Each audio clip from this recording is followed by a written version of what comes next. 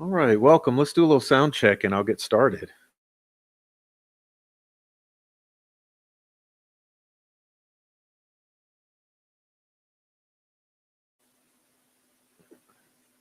Looks like it's working out just fine. So, welcome to everyone. Happy Monday. Oh, Monday. We've made it to February, and I think we're going to have an amazing February. So, God bless all, and let's buckle up. We got a little show to get into tonight.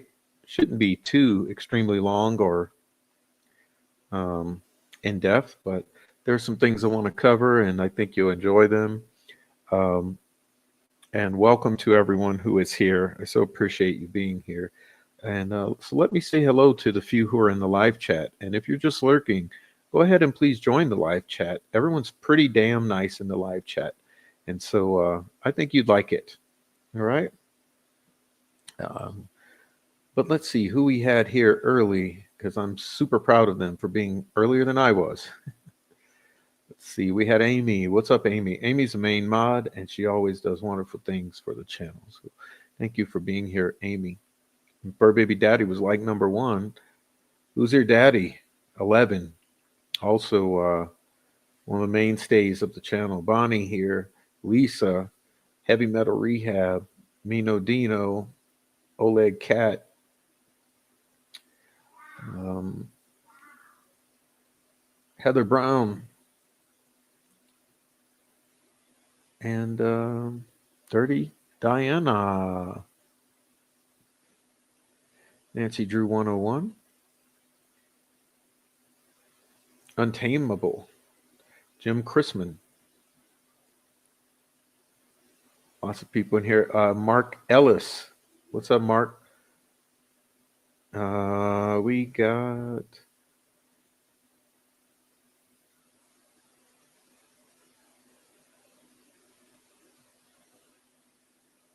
Well, a few people talking a lot. What's up? Oh, we got Andre in here and Carla Ann. All right, Don Steele, Jamie. Um, yeah, Jamie has a good point here.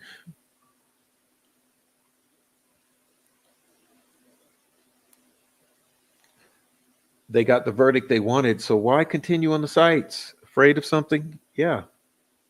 Why feel that you have to keep pushing the narratives and making the PR tours and all the bull that's happening with this Delphi murders? You got what you wanted, but you still continue. It just tells us that you're afraid of something. Truth, maybe. What's up, Crystal Blue Persuasion? All right, y'all. All right, all right. Kayla's here. What's up, Kayla? Plain Iron Goddess Joan. All right, Kelly. All right, y'all. So if you happen to be in the little small channel, that's the Prof True Crime. Enjoy it. It's a little more private in there. If you're in the big channel, welcome. Crazy Girl 1203. We got Possum Friend. And who else is in here? Trying to catch everyone.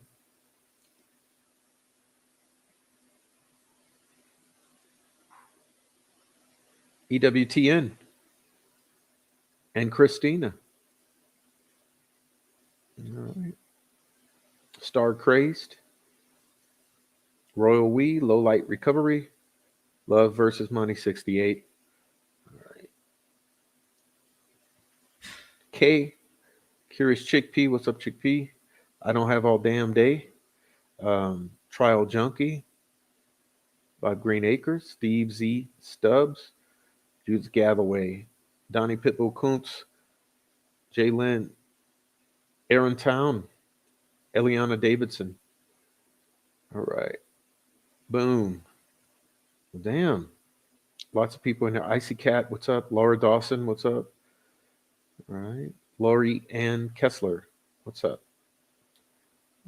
I think we got our Digital's here. What's up, Digital? Tracy Fleetwood, what's up? 43 Goblin. Jeremiah Grady, KFC. Are you serious? Look at here, KFC. What's up, KFC? Kalida Hope, Rebecca Green, Marianne. All right. And I think I've caught everyone who's in the chat. So, like I said, if you're just watching, go ahead, join the chat. It's nice in the chat. Look, we got some things to get into. We're going to cover three separate subjects tonight. So, what's up, Niobe?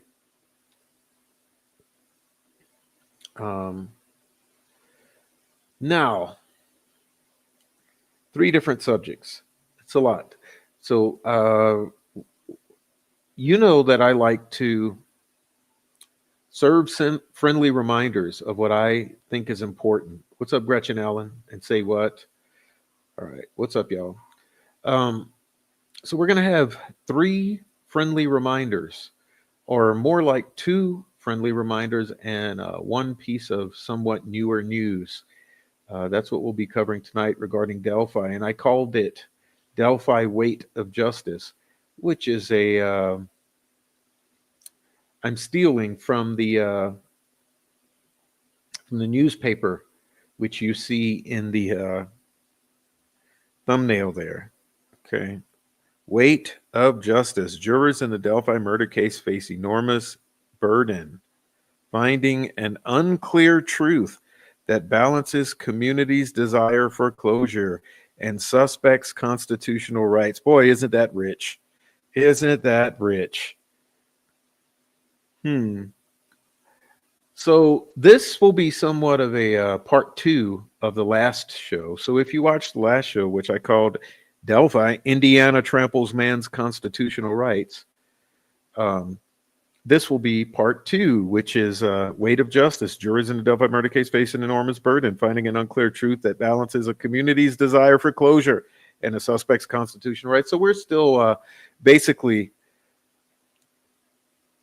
screaming from the rooftops about Richard Allen's constitutional rights here. Um, and you're going to be somewhat shocked if you haven't been exposed to this. This is especially for those of you who are new. So was last time. I've been trying to focus on newcomers to the case, so that newcomers uh, can get quickly caught up to speed and find a lot of value here. We've been having a lot of newcomers come in, and they've been messaging me and saying, "Hi, we're new, and there's so much." And so I'm trying to serve up a bunch of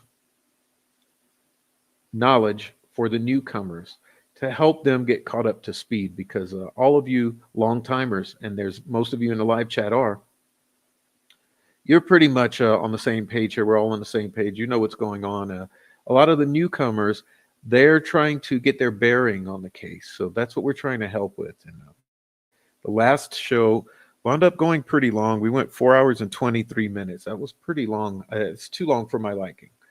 But there was a lot to cover in trying to lay out some of the glaring constitutional violations in regards to Mr.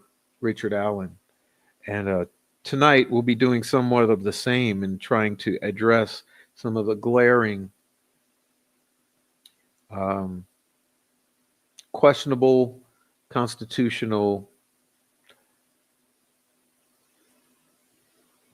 violations that we feel are important here. And we'll also be touching on some context, which I always think is important. Okay.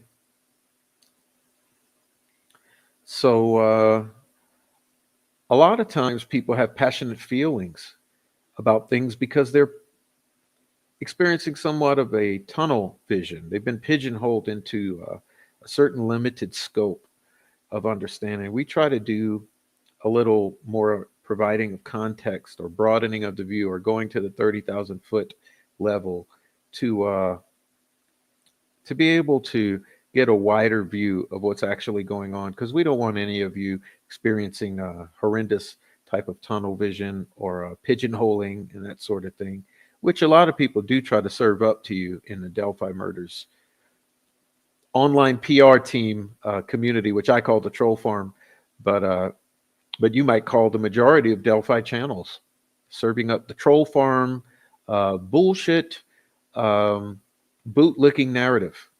So anyway, with that being said, rather long introduction, verbose, as I like to do.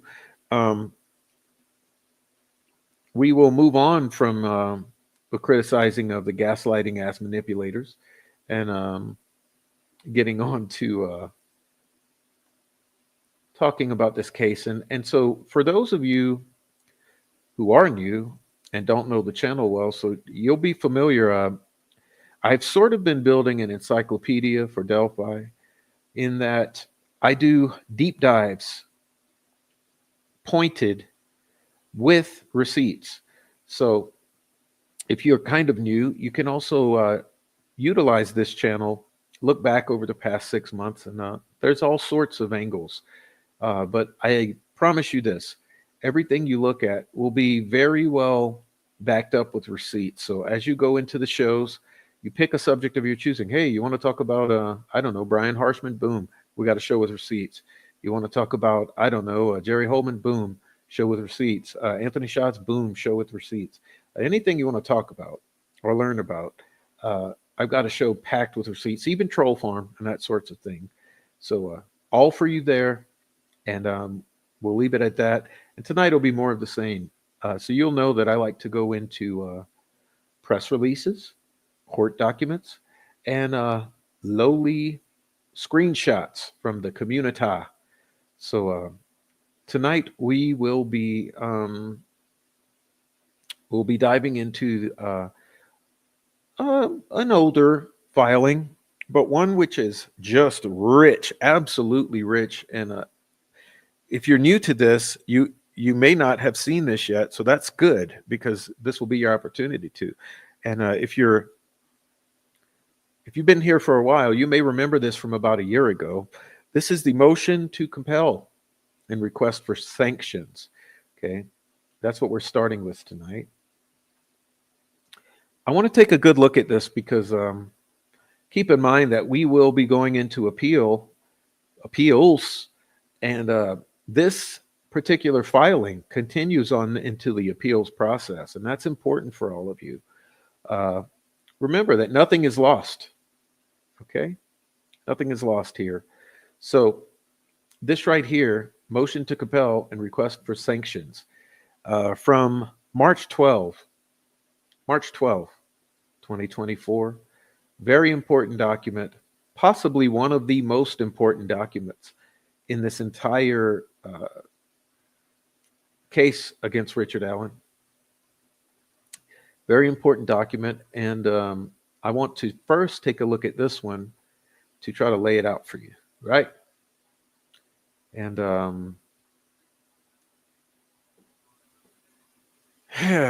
anyway, this was a motion to address the prosecution's extreme, how would I put it? We're going to call it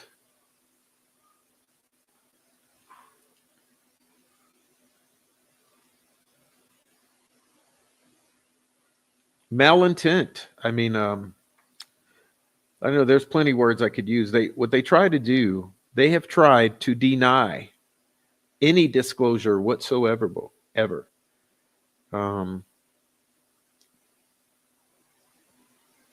They've tried to deny, keep in mind that this starts with them deleting 70 days of investigative product. What do I mean by that? Interviews, notes, recordings, God knows what else. God knows what else has been straight up deleted from the face of this earth. God knows what else. Listen, you know how it goes. There's the known knowns, right? There's the known unknowns, and there are the unknown unknowns. So we don't know what on earth they have deleted. Fingerprints, forensic evidence, DNA, Jesus Christ. We literally don't know what has been lost in all of this. We no longer believe that there's good faith on the part of the state here. They've clearly demonstrated, and I have clearly shown to you on multiple occasions that there is no good faith here in the Delphi murders investigation here on the part of the state of Indiana. And that's multi-tiered. That's regarding the Delphi Police Department, Carroll County Sheriff's Office, Indiana State Police, Unified Command, Kathy Shank, and the rest. Even the medical examiner, the ballistics investigators, just absolutely on any count, the prosecutor's office, the employee of the judge herself, there's absolutely zero good faith here. Okay, we are dealing with what appears to be bad faith and a cover-up. And they will try to argue it. That's even been addressed in all of these filings. And the state will vigorously argue their own credibility. And so will Doug Carter, superintendent of state police, saying that he'd walk over hot coals. There is no corruption here. He'd walk over hot shards of glass for these corrupt investigators. So we lost all good faith in this investigation years ago, and it ain't coming back. But with that being said, that's what this particular filing was attempting to address, is the bad faith of the prosecutor here in withholding information, delaying discovery, not being forthright. Remember, they lied about Jeffrey Turco. They tried to hide Jeffrey Turco, who was the professor that had issued opinion on the crime scene and the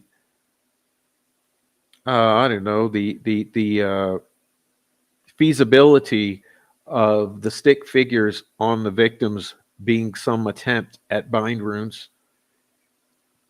They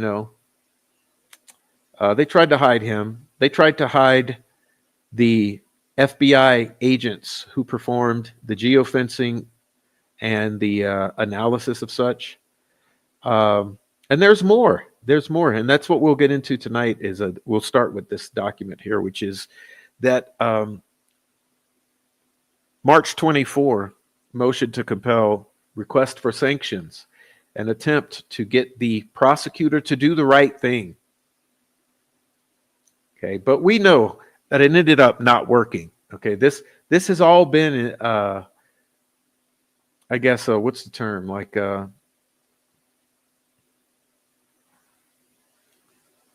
it's all been in vain. It's all been in vain. All right, so the defense has attempted to cooperate with the state of Indiana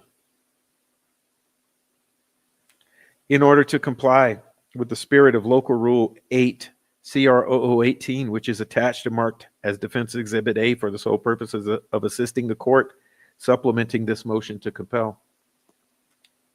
Pursuant to the local rule, the state of Indiana shall disclose and furnish all relevant items and information under the rule to the defendant within 30 days. That's where it's good, okay? That's what you need to take away from this. 30 days from the date of appearance, subject to constitutional limitations and other limitations, and the defense shall provide the same within 30 days of the state providing its evidence. Pursuant to said local rule, the party seeking disclosure of evidence shall include the party's motion or request in the party's motion or request a statement showing that the attorney making the motion or request has made a reasonable effort to reach agreement with opposing counsel concerning matters set forth in the motion or request, including date, time, place, manner of the effort to reach an agreement, which means they want receipts that you've asked. Okay. To this day, the corrupt state of Indiana continues to provide a late discovery of items and information that it was required to provide no later than December 14 of 2022. Pursuant to local rule.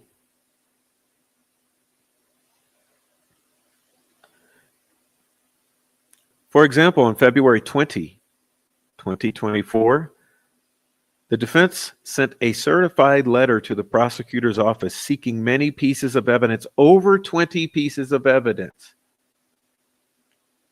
that the defense believes exist, but it appears that the state of Indiana has failed to turn over to the defense. In that certified letter, the defense requested a determination if said evidence exists, and if so, to determine if that evidence has been turned over to the defense, as the defense was unable to locate any of the aforementioned evidence in the vast amount of discovery provided by the state. In other words, the defense was seeking clarity as to whether the prosecution had turned over certain evidence or whether said evidence even exists. And check this out. Okay. Remember, the local rule is saying that they want the receipts that you have already asked for this stuff. So this is going back to the defense sending a certified letter to the office of the prosecutor, Slick Nick McClellan, asking for more than 20 pieces of evidence.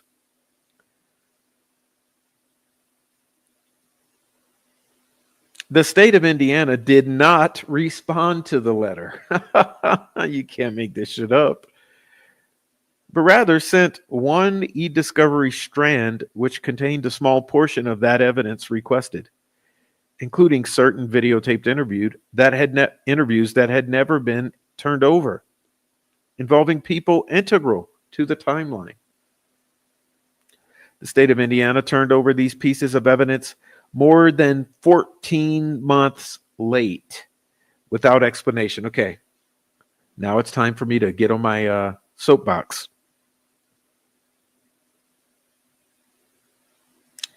Does this sound like good faith to you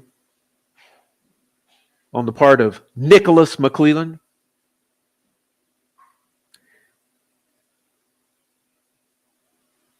So he doesn't respond to the letter, but sends over a scant few pieces, not addressing the other pieces. But what was sent over, those few pieces of evidence were sent over 14 months late. Question for you. 14 months. Isn't that a year and 2 months? Question. What good is a rule of the court if the rules are not to be followed?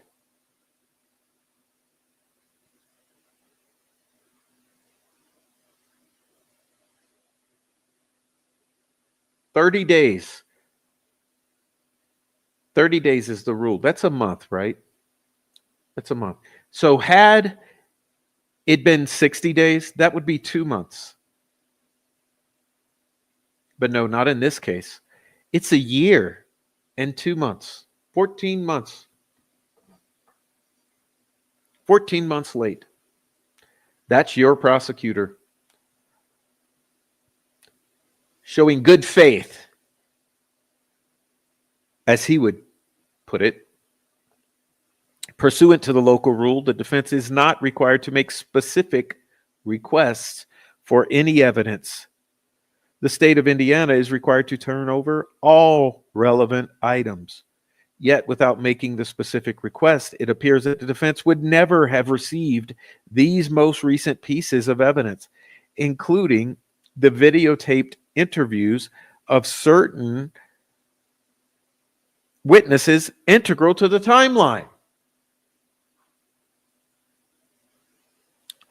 The frustration from the defense is this is not the first time that the defense has had to make specific requests for specific evidence that the states failed to turn over or delayed. Because law enforcement and the prosecution are in total control of what evidence is ultimately turned over, the defense has no choice but to hope and pray and even wish upon a star and click their heels together and cross their fingers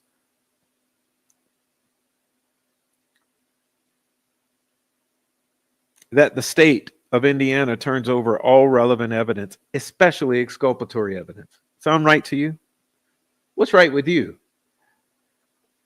The defense simply does not have the luxury of knowing what relevant exculpatory evidence the state possesses and has turned over versus what relevant exculpatory evidence the state of Indiana possesses but has failed to turn over. And that's where it gets really rich. Because, like I said, you don't know what's been deleted. I would venture to guess that those 70 days of deleted interviews and law enforcement product were exculpatory. I mean, after all, if you're planning to railroad one man for a crime you can't prove he committed, you'd pretty much be required to delete and disappear all the exculpatory evidence that might prove him or prove otherwise. As I mentioned, they didn't want you to know anything about the Odinism, about the white nationalist, Nordic, pagan symbolism attempts made with sticks on the dead bodies. They didn't want you to know about that. That's why they hid Jeffrey Turco and the entire concept of the Click Report and the Greg Ferenczi and Kevin Murphy research. They didn't want anyone knowing it. They didn't want the defense. See, keep in mind as you orient yourself to this case, the only way that the defense really bought a clue is that Todd Click went out of his way to cause them to focus on it at great expense. Because remember, Todd Click was subsequently arrested after being set up, in my opinion. So Todd Click did pay the price for drawing the defense's attention to this, that the state wished to remain hidden, which is why they hid the identity of Jeffrey Turco and the Harvard professor and everyone else.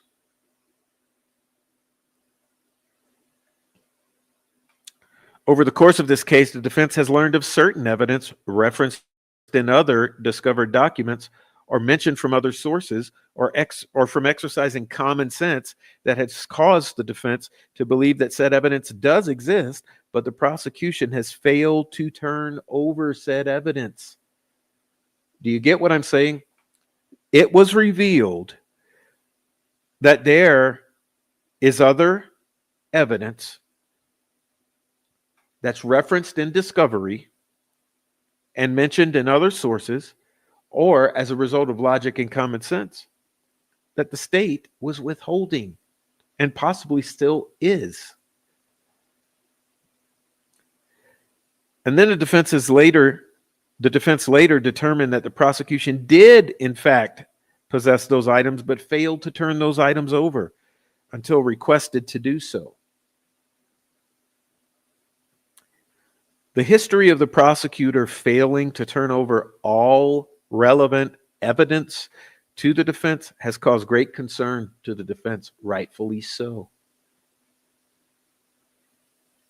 Over the course of this case, many of the items that the state of Indiana has failed to provide to the defense in a timely manner or what the defense would label as major pieces of evidence, even possibly exculpatory evidence. Many of the items that the state of Indiana failed to provide to the defense in a timely manner were only provided to the defense after the defense had specifically requested those specific items, after the defense came to learn they existed. But the state of Indiana failed to turn them over and then reluctantly turned them over after delays. For example, one of the more important pieces of evidence in this case is the data retrieved from the phone found at the scene where the victims were found. As this piece of evidence contains data concerning the down the hill video and other important information. Listen, we are talking about the number one piece of evidence according to the state.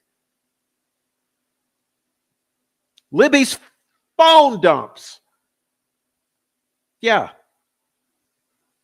Imagine that. Imagine that. This phone and the data contained on the phone has been available since 2017. Yet the defense did not receive data from that phone by the deadline of December 14, 2022, as designated by local rule. The defense, knowing that this evidence simply had to exist, finally sent an email to the prosecutor on June 17, 2023, requesting data from several phones, including the phone in question that allegedly belonged to Liberty German. Get ready for your jaws to hit the floor. Listen to this one. The state of Indiana, although it was required to turn over this phone data by December 14 of 2022, did not provide the phone data until September 8th, 2023, nearly 9 months after the state of Indiana was required to turn over that evidence, which was 3 months after the defense specifically requested that evidence, even though the defense is not required to make such a specific request for relevant evidence. And remember, this is number one. This is the victim's phone evidence. Bridge guy video, bridge guy audio, alleged fucking Snapchats, GPS. Think of all the data on that phone. You have someone charged with 4 counts of murder.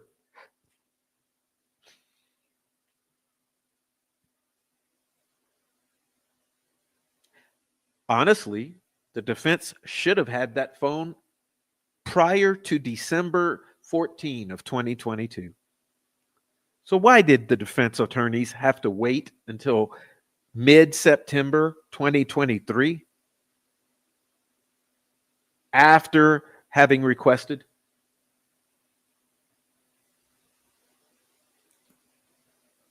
Most other items requested in that June 17, 2023 email to the prosecution still to this day, which was March of 2024, had not been turned over to the defense.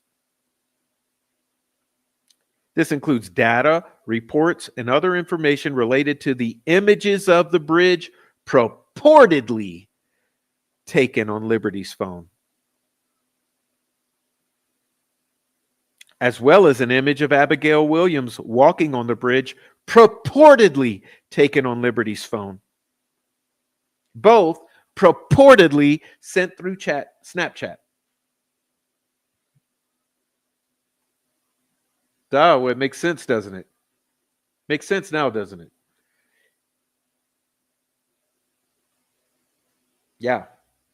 Those highly questionable pieces of evidence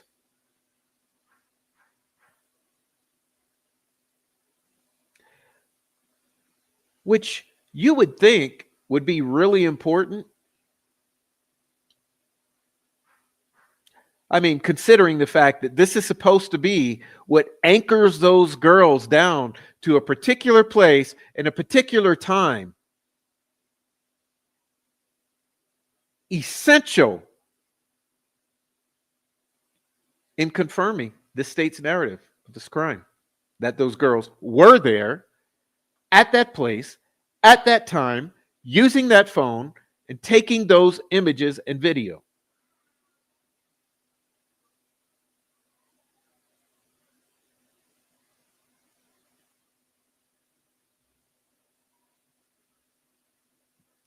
Does it make sense to you that the state of Indiana would not turn that shit over? Only if we're all right. Only if we're all right, which means that shit is bullshit. And if you don't think so, you need to go home and study. Let me go watch True Crime Design, my partner in crime.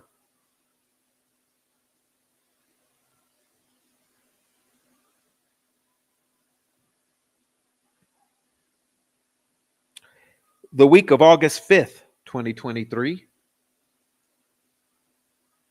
August 5th, 2023. The defense took several depositions. At the conclusion of the week, it became clear to the prosecution that the defense was pursuing information concerning Odinist or Norse pagan white supremacist freaks that had been investigated by law enforcement officers Todd Click, Greg Ferenczi, rest in peace, and Kevin Murphy, three actually honest law enforcement officers, one of whom was murdered by a Odinist, white supremacist, Norse pagan freak.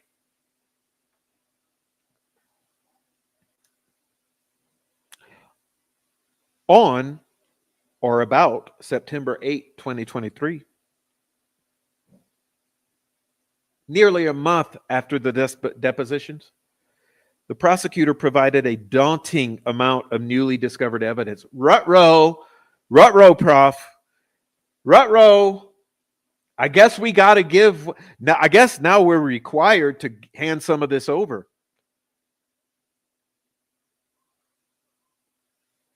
Including a letter from Todd Click's lawyer discussing Click's concerns.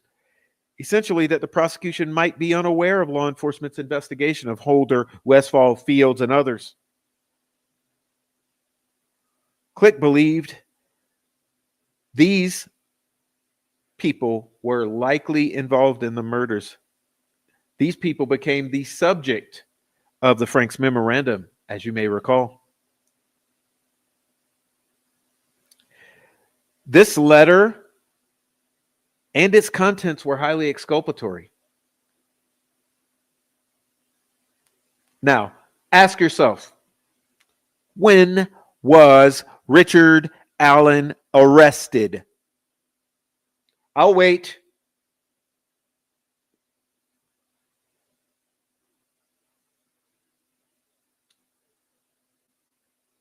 Well, tell me why. It wasn't until September 8th of 2023, nearly a year later, that evidence was handed over. Rut-row.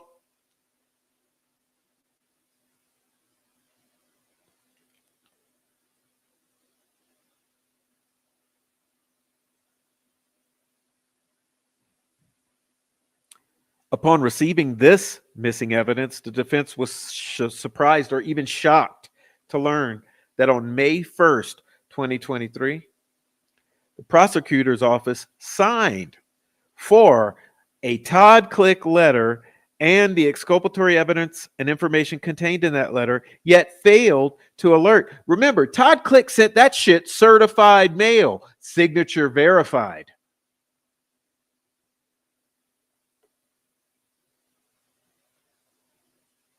But the prosecutor failed to alert the defense as to the existence of this exculpatory discovery until after the prosecutor knew for certain that the defense would definitely be calling Todd Click in for future deposition. McClelland did not turn over that letter and the exculpatory accompanying information until September 8, 2023. It took McClelland 131 days to turn over this evidence. And only after he knew that the defense would ultimately find out about it.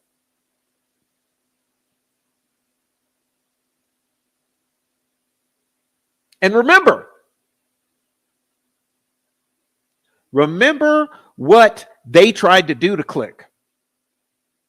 Oh, don't be fucking stupid. Don't be stupid. See, you got to know how real criminals act. Hey, man, yeah, sure. We're concerned about that stuff. Why don't you come tell us about it? Yeah, actually, come tell us everything you know and give us all the receipts. Just give us everything you have. We would like to see it. We're interested. Thanks. And by the way, we'll tell you why you don't have to worry about any of that shit, and we'll put your mind at ease and tell you why Richard Allen's actually 100,000% fucking guilty. As long as you give us the shit, just give us what you got. Give us everything you got. We'd like to see it.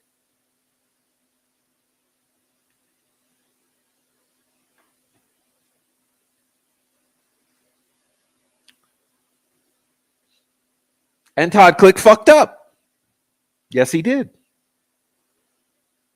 Because he gave the trust us, bro. Trust me, bro. He gave them all the goods. Yep. Which then allowed them to get ahead of the story. Like I said, what do you think was going on with that tip line? Remember, what do you think was going on with that tip line? Don't be stupid. If you're going to be stupid, you don't need to follow the Delphi murders case. Because stupid people will believe anything the state tells them. Don't be stupid. That tip line was an intelligence gathering operation. That bringing in Todd Click to talk to him was an intelligence gathering operation.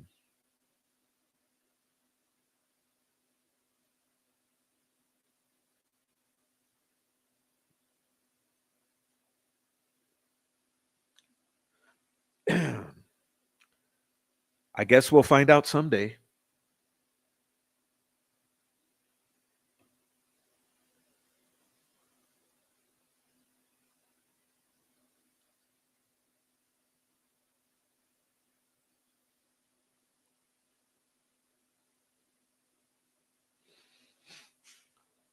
The prosecutor offered zero explanation as to why he held on to that evidence for 131 days, only providing it to the defense once it was obvious that the defense would learn of the existence of it.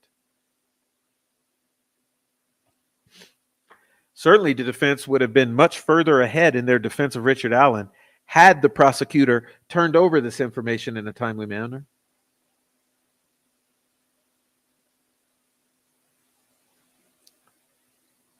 Certainly, the defense would have been even more prepared for the August depositions had the prosecutor turned over this exculpatory evidence. Remember, this shit is going to appeals. Between September 8, 2023 and October 6, 2023, approximately 90 days before the January initially scheduled trial date, the state of Indiana had dumped 14 hard drives, 5 flash drives, 1 disk, and certain e-discovery on the defense, including several videotaped interviews of third-party suspects that the defense had focused on when deposing law enforcement in August 2023. Excuse me, are you hearing me here?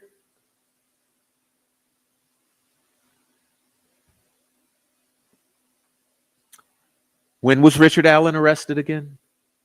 Yeah, late October 2022, nearly a year later. They dump all this shit in the defense's lap. Number 26 here. Just months before the scheduled trial.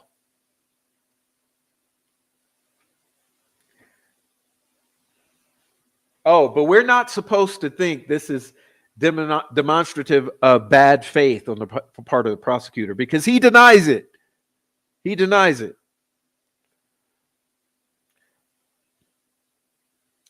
The state of Indiana provided no explanation whatsoever why they had not turned over this massive amount of evidence 9 months later than required under local rule. and a month after the prosecution learned that the defense was pursuing a defense that certain third parties were involved in the murders who would be included in said evidence.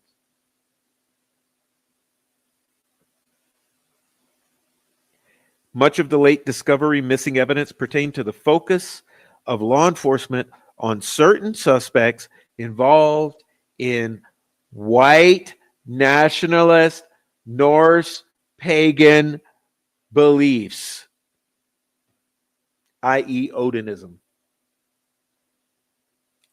It was apparent that the defense had not alerted the state of Indiana as to their strategy. It was apparent that had the defense not alerted the state of Indiana to their strategy to pursuing this angle, that it was likely that the prosecutor would have never turned over this evidence that's potentially exculpatory.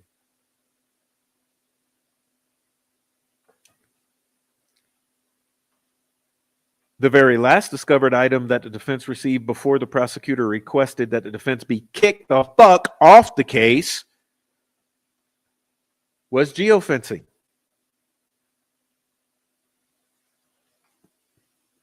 Yeah, let's keep in mind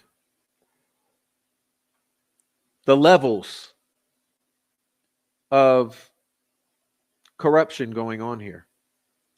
Not only were you delaying by 9, 12, 14 months the handing over of information only after it was begged for, pleaded for, you were simultaneously operating a overarching PR campaign ran through YouTubers, Redditors, and Facebookers intended to silence the opposition and criticism and contaminate the jury pool. And at the same time, you were engaged in a campaign to remove the defense attorneys and have them arrested.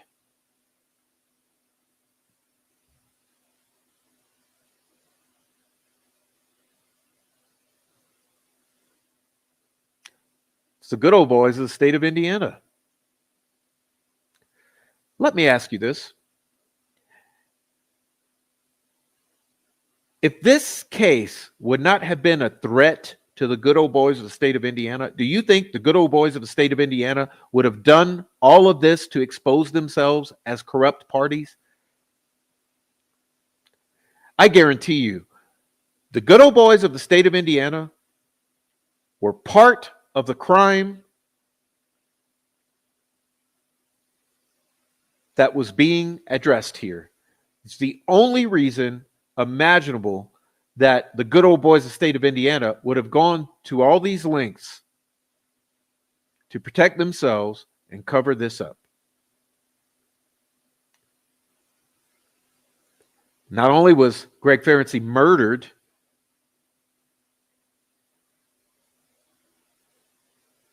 the attorneys were attempted to be arrested. Todd Click was arrested. Mitchell Westerman was arrested. And the attorneys were removed from the case.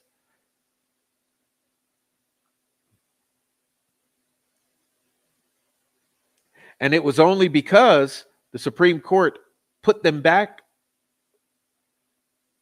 in the game that they were reinstated. Then McClellan tried to have the judge find them in contempt and arrested again. What would be worth all that?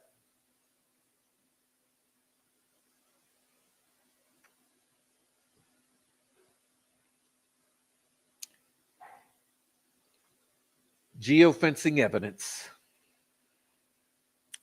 This geofencing evidence was received nearly 10 months after the state was required to turn it over.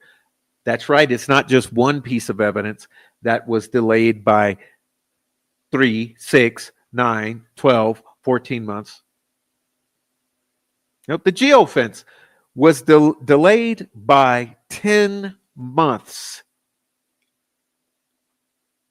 and contained what could be highly exculpatory evidence concerning a variety of important matters, including the phone numbers of multiple people who appear to have been at or near the crime scene. That's right, traversing the crime scene at the very time the state says these murders were happening.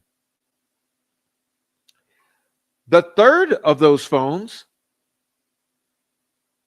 left the geofencing area exactly 4 minutes after a headphone or auxiliary jack or some sort of 3.5 millimeter cable was plugged into that headphone jack on that phone.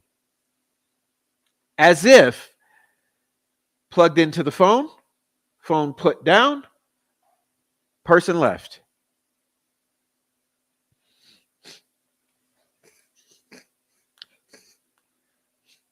But yeah, nothing wrong with that, right? Nothing wrong with that. But we wait 10 months to hand that discovery over as if our client doesn't deserve a defense. Remember, at the same time, what are they doing to Richard Allen during this same period? Let's see. They're threatening to kill him, threatening to kill his wife, threatening to kill his daughter and his mother, her mother, abusing him, messing with his food, leaving the lights on, slamming the shower doors, forcibly medicating. You see, when I say it's an all-out assault on every front, it's an assault on Richard Allen, literally. It's an assault on his attorneys, literally. And it's assault out here on us and our freedom of speech.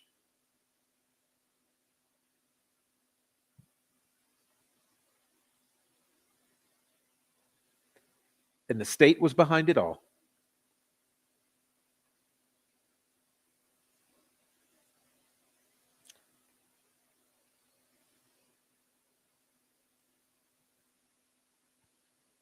In this late discovery, the defense found a map prepared by someone, and it turns out that's FBI, that appears to track the movements of these people in and around the crime scene, including between 3:02 and 5:49 p.m. Since their return to Richard Allen's defense team, Allen's attorneys have specifically requested that the state of Indiana provide all narrative reports related to the geofencing data, as well as documents related to the geofencing data. But the state of Indiana so far has claimed that no such documents exist. Remember, this particular paragraph, number 32, this is referring to the fact that they tried to hide Mr. Kevin Horan and his associate because they didn't want them deposed. They didn't want them to be identified. Yes, they tried to hide the FBI agents who produced the geofencing data or who analyzed it and made the reports. Why would they try to hide them?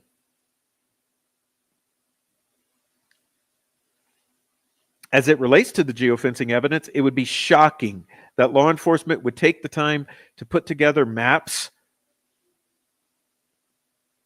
You understand? These people, listen, I don't know if you get the point here. And I feel like I'm always feeling like I'm having to bitch slap my listeners to get you to understand the point. Before, during, and after the murders, according to the state's timeline, in other words, 12:39 p.m., before the victims arrive, 3 o'clock hour, when the victims are supposed to be being murdered, all the way to 5:49 p.m., which is after the headphone jack is activated. Before, during, after. These 3 phones are at the crime scene.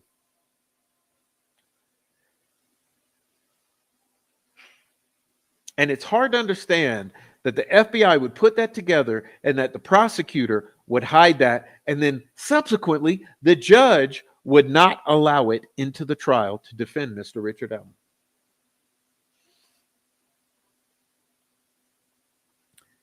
Yet the prosecution claims no such geofencing reports exist. Oh, wow. However, the defense has learned of this type of answer before from the prosecution, only to learn later that the prosecution's claims that documents did not exist weren't true. Oh, are you saying that the prosecutor lied? You see, they have to put things in a certain phrasing to maintain a certain level of ethics. I don't. The prosecutor lied. In other words, we've heard this sort of answer before from the prosecution in the past, only to learn later that the prosecution claims that documents did not exist weren't true. Within the last 2 weeks, the defense deposed the state's phone dump expert,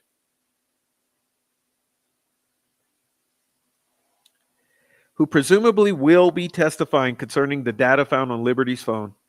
Before that deposition, the defense had emailed the prosecution on February 26, 2024, seeking reports related to the phone dump of that particular phone in order to prepare for said deposition. The prosecution responded to the defense claiming that there were no reports related to the phone dump from the expert, Mr. Christopher Cecil. Then at the deposition, minutes before the deposition began, the prosecutor handed over 2 to 3 pages of notes that the state's phone dump expert had made, providing the defense zero time to review as part of its preparation for the deposition and providing no opportunity for the defense to meet with its own technology expert in order to learn what questions would be wise to ask the state's expert. Yeah, that pussy did that. Do you realize how serious that is? We don't have it. We don't have it. Oh, we don't have it. I'm a little puss. My name is McClellan. We don't have it. We don't have it. We don't have it. Oh, here's your 2 to 3 page report 5 minutes before the deposition begins.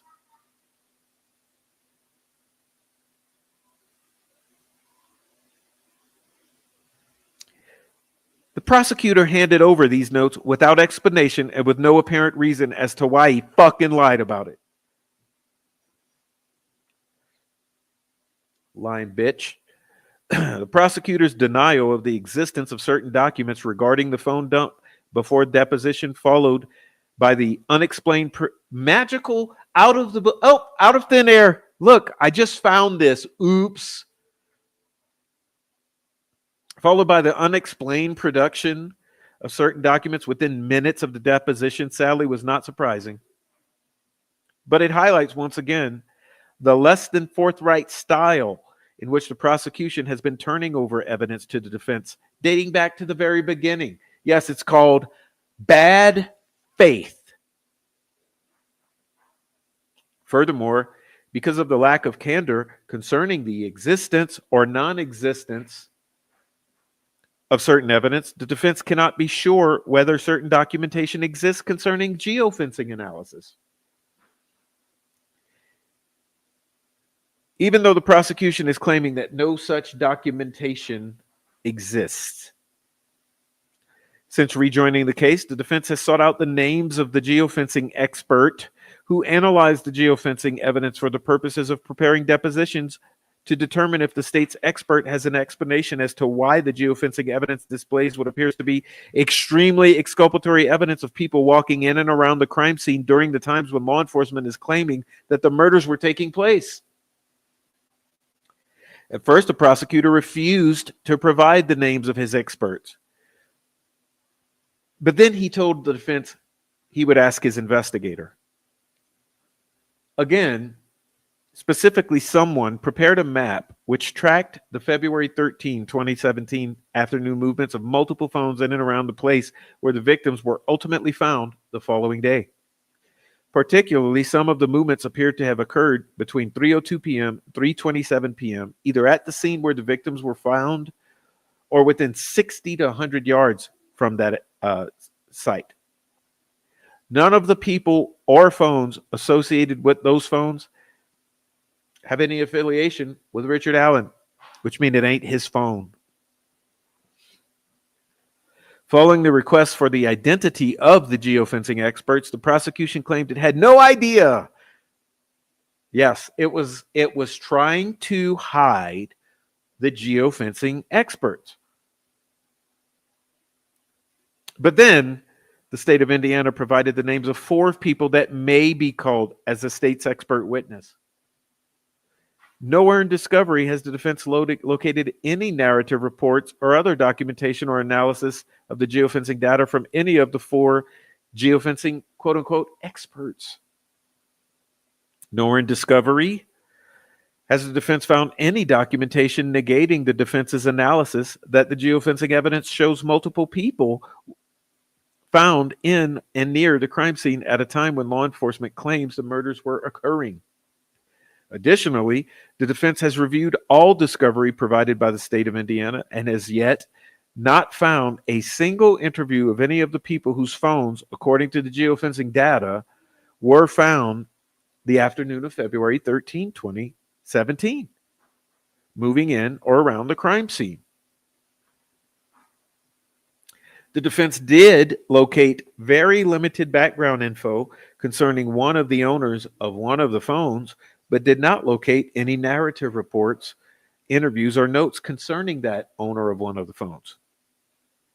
It would be shocking if the owners of these phones were not interviewed when their movements were tracked and replicated on a map depicting their movements around the crime scene. The defense has located no information and no interviews contained in any investigative documents concerning any other person or people whose phone numbers were identified on February 13, 2017 as walking in or around the same area where the victims were ultimately found the next day. Again, someone in law enforcement summarized these movements by replicating them on a map. Yet no report can be found to explain why law enforcement reduced the movement to a map, who the people were, or what they were doing, and why they were cleared.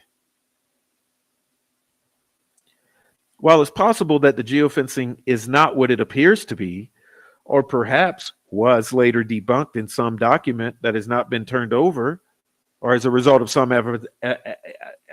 investigation that has not been turned over, the defense has found no documentation that dispels that the geofencing appears to show 3 individuals traversing the crime scene and what appears to be highly exculpatory. The defense is attempting to verify what geofencing evidence appears to show based on this map.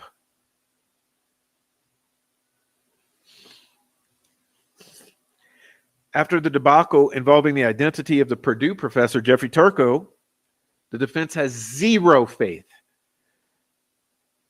no faith at all, that the prosecution will produce evidence such as geofencing analysis as required under Local Rule 08 CR 00018.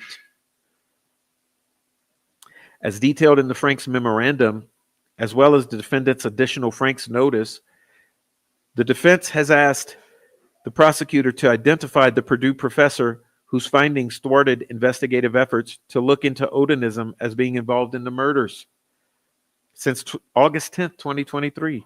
And remember, this is March 2024.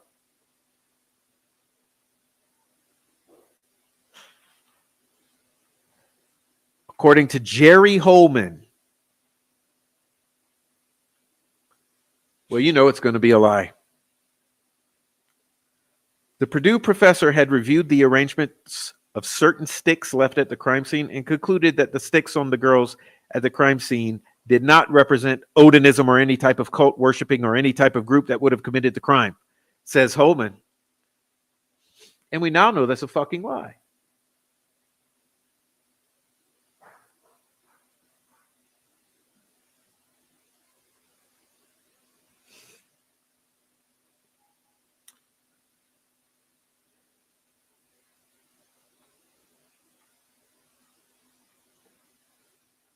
However, after his deposition, defense sought the identity of this Purdue professor.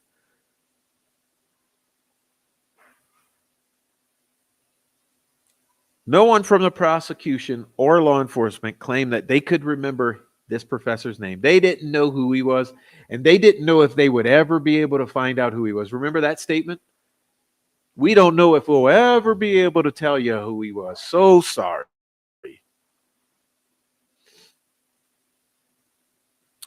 After the defense made several requests from the prosecutor to identify this Purdue professor for the purposes of conducting a deposition,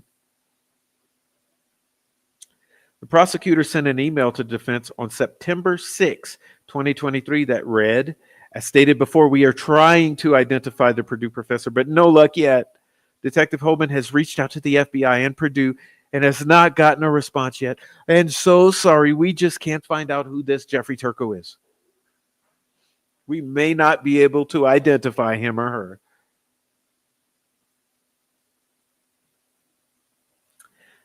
This response from the prosecutor seemed utterly preposterous. It had been nearly a month since the defense first made its request for the prosecutor to identify this Purdue professor, and the state police, with all the resources at its disposal, claims that it was unable to identify this Purdue professor, even indicating that it may not ever be able to identify this Purdue professor. The prosecutor's email seemed implausible because it was. The mere identity of this Purdue professor is considered discovery that should have been turned over to the defense a month after they were assigned this case. Hello?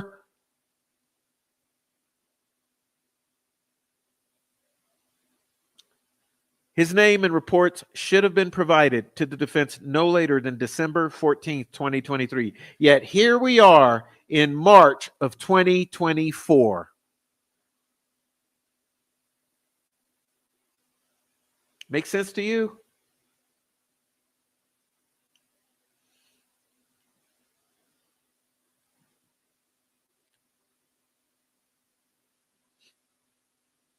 Since getting back on the case, the defense has learned that Jerry Holman did in fact learn the identity of the Purdue professor on August 12th, 2023 through the Purdue Police Department. And Turco's identity was confirmed a few days later by other law enforcement. Holman even had possession of Turco's report, which contradicted Holman's August 2023 testimony during that same time frame. The information contained above came directly from Jerry Holman's own report prepared September 22nd, 2023. Holman's report was not made available, however, until February 2024. Holman's September 22nd, 2023 report exposed the following concerning the state of Indiana's intentional violation of discovery. Okay, the state's intentional violation of the discovery order due to their attempt to hide the identity of an exculpatory witness goes as follows. During the month of August 2023, the defense made multiple requests of the state of Indiana to identify the Purdue professor who, according to Jerry Holman and Tony Liggett, altered the way the case was investigated. By mid-August, Holman knew the identity of the Purdue professor, which means basically within days, he knew that identity of that professor.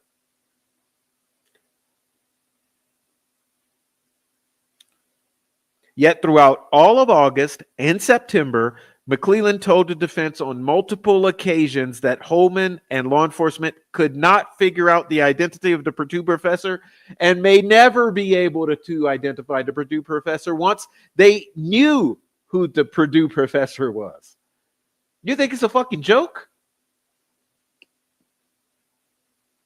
McClellan's September 6, 2023 email to the defense detailing Holman's inability to identify the Purdue professor was clearly not true. Holman already knew the identity of this professor.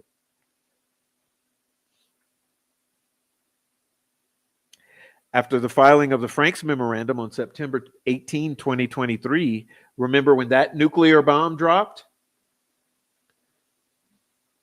Jerry Holman, juror, was forced to interview the Purdue professor Jeffrey Turco before the professor learned that he was missing. Holman interviewed Jeffrey Turco the very next day, September 19, 2023. Okay, think about it. Frank's memorandum drops nuclear bomb on the Delphi case. The very next day, Holman interviews him. Do you think that's a fucking coincidence? Come on, man. Frank's memorandum bomb drops the very next day. Holman interviews him.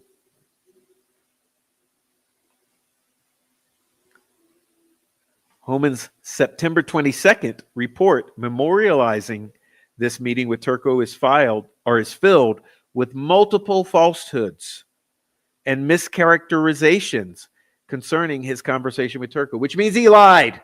Okay. That's the nice way. That's the way you have to say with ethics that he lied. Get ready for these bullet points. In what appears to be an attempt to water down Turco's actual opinion that it was a given that someone was trying to replicate Germanic runic script, Holman memorialized his conclusions as inconclusive. Inconclusive. Does the phrase "it's a given" sound inconclusive to you?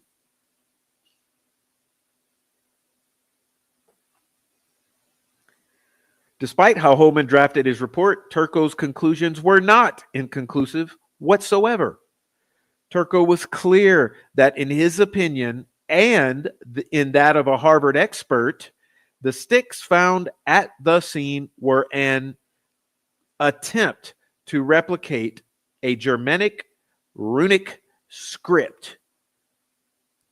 The only thing that Turco could not say for certain was the intended meaning of the Germanic runic script. You get it? Are you getting it now? Again, it's an attempt to make a Germanic runic script, says Turco. It's a given. Only thing I can't tell you is what those mean.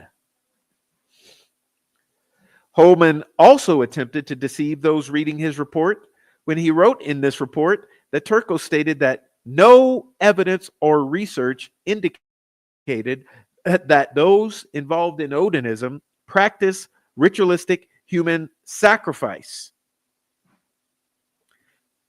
Well, Holman chose not to include Turco's actual words, that the stick configurations were pretty clearly runic and that he, quote, could certainly imagine that this was somebody's idea that when you do human sacrifices, you carve runes. There are some poetic sources that would sort of support the idea that somebody might have come across. That scenario seems entirely plausible to me. Let's reread that. This is a quotation from Turco. Remember, Holman says inconclusive. It does not indicate that this is someone who practices ritualistic human sacrifice. Listen to what Turco actually said.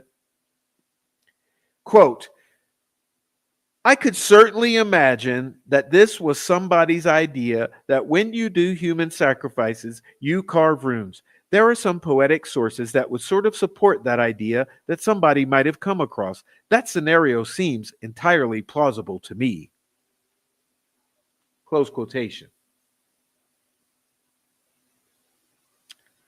That's Turco's taped statement at the 15-minute mark. Whereas Turco told Holman to his face that the people who placed these sticks on the girls were clearly attempting to create runes, and that it was entirely plausible that the perpetrator would believe that after a human sacrifice, he or they should make runes, Holman attempted to deceive the reader of his report by implying that Turco totally disregarded the possibility of the involvement of human sacrifice and determined that the stick figurations were inconclusive. But that is not what Turco said. You see what's going on with these games the state of Indiana is playing here? Through their prosecutor and through their state police and judge. Holman certainly understood that on August 10th, 2023, he did not tell the truth under oath at his deposition concerning the findings of the Purdue professor. He then tried to hide the identity of the Purdue professor. Why do you think that is? Obviously, they were trying to hide the identity of that professor because of those exact words that we just read. That yes, this was an attempt at a Germanic runic script. Yes, someone attempting to do human sacrifice might believe that this is what you do when you do a human sacrifice. That's why they tried to hide Turco.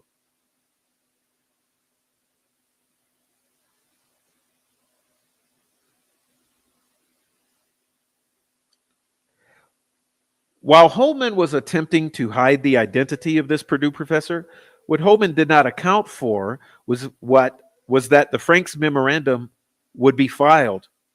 So think, in August, Holman's lying. He's trying to hide this thing. Well, what comes after August? What month comes after August? September. He did not account he did not imagine that the very next month, the nuclear bomb would detonate on this case, which was the September 18th Franks memorandum, calling out Holman and McClellan for claiming they could not figure out the identity of this Purdue professor.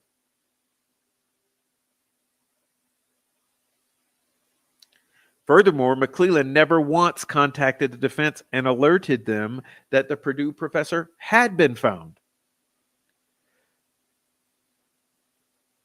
Furthermore, McClellan still never explained to the defense why he sent an email on September 6, 2023, claiming that the identity of the Purdue professor was still unknown and that it may never be found, when it was later revealed that Holman had known the identity of this professor several weeks earlier.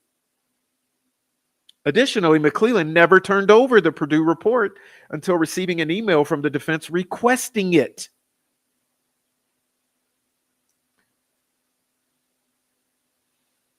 McClellan finally turned over this Purdue report on October 4th, 2023, nearly 10 months after he was required to do so under local rule, and well over a month after Holman had received the report in August 2023.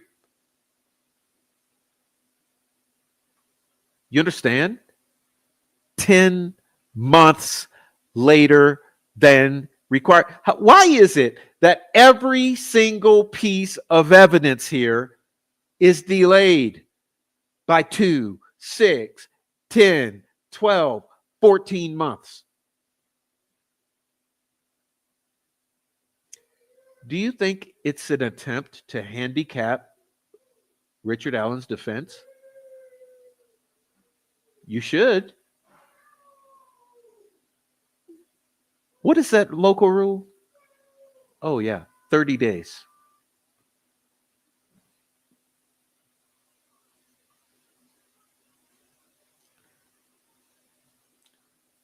The Purdue report, the prosecutor, Nicholas McClellan, finally turned over to the defense, further exposed the lack of veracity of Liggett's and Holman's August 2023 deposition testimony, which further explained why Holman tried to hide the identity of the Purdue professor and the contents of his report.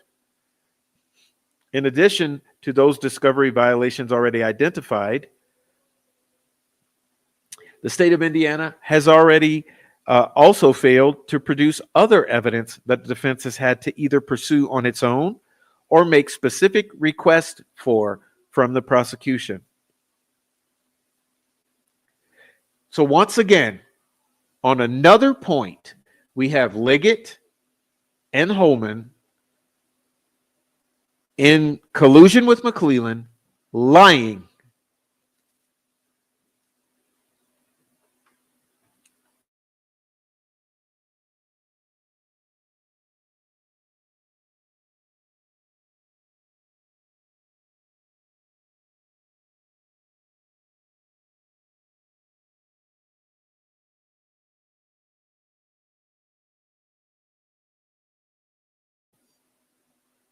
The faked crime scene image, or the mimicked crime scene image found on Brad Holder's Facebook page, the defense had to travel to Georgia to retrieve a copy of that image. To this day, the state of Indiana has not turned over a copy of said image, while having to admit in deposition testimony that it is real and it was found on Brad Holder's Facebook page within weeks of the murders, and they knew about it.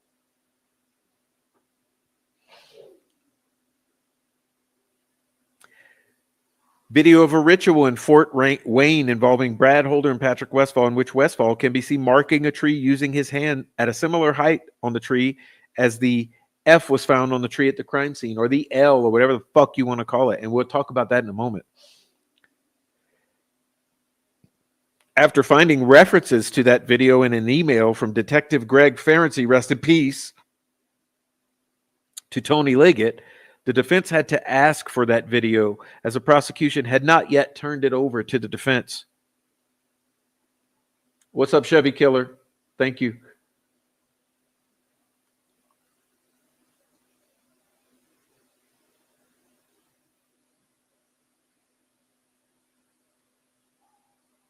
Do we have to snipe some trolls? I better not, because you'll be permanently banned. We're not deleting shit tonight. We're banning. All right. Let's continue.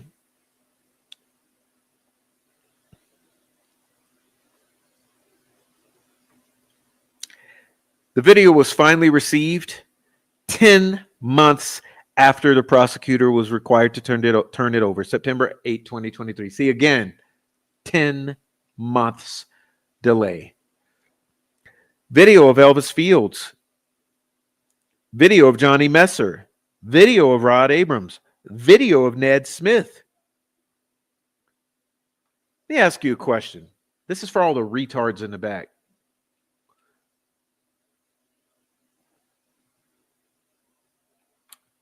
Why do you think they didn't hand those over? Why do you think they didn't want to hand those over? Why do you think they waited almost a year to hand those over as a discovery?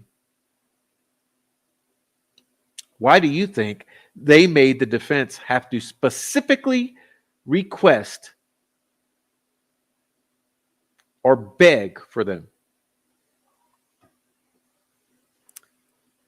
These attempts at concealing evidence at the hands of Holman and the prosecution, detailed in this motion, provides the underpinnings to support the defense's position that law enforcement and the prosecutor continue to hide evidence from the defense, and to do so without care or concern of any consequence from the court. Why do you think? This is obviously a rhetorical question. Why do you think Holman, Liggett, McClellan would behave in a way as if they didn't care or have concern about any comments from the court? Why do you think?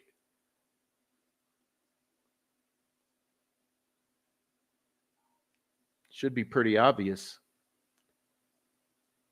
Should be pretty obvious.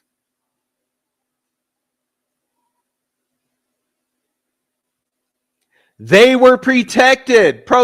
They knew they were protected. They knew there were no consequences from this court.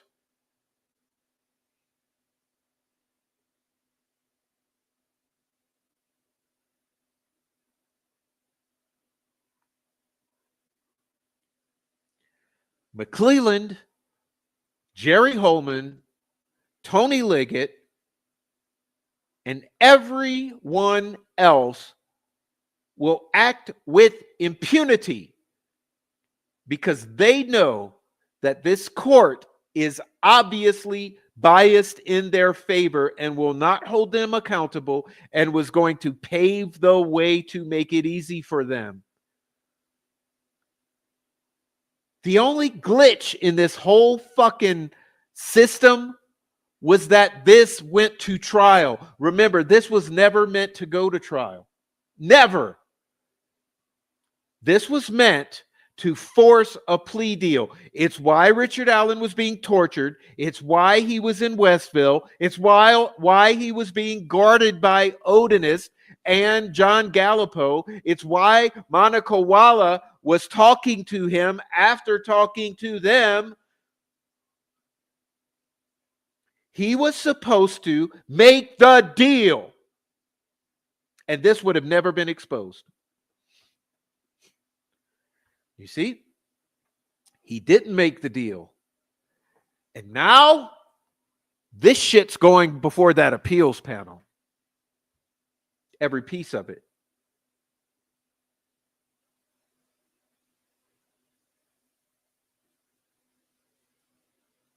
If you're walking around here naive, you're fucking stupid, and you need to wise up.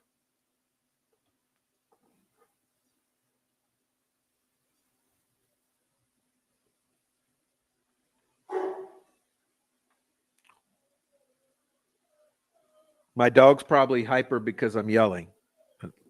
Ignore him.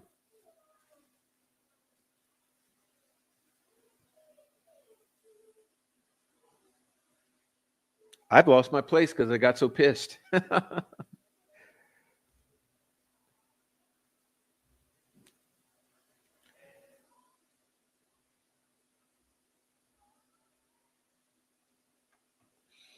The defense requests that the court compel the state of Indiana and law enforcement to turn over all relevant evidence in its possession. Let me ask you this. This guy's arrested in October of 22. Why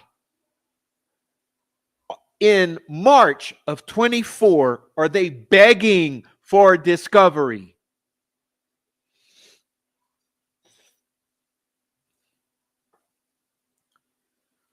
Again, as the defense does not have the luxury of knowing what is in the state's possession, the defense can only specifically request discovery that the defense believes exists based on common sense and understanding of the evidence that they currently have in their possession and the evidence that should exist as an extension of the evidence that the defense has already received.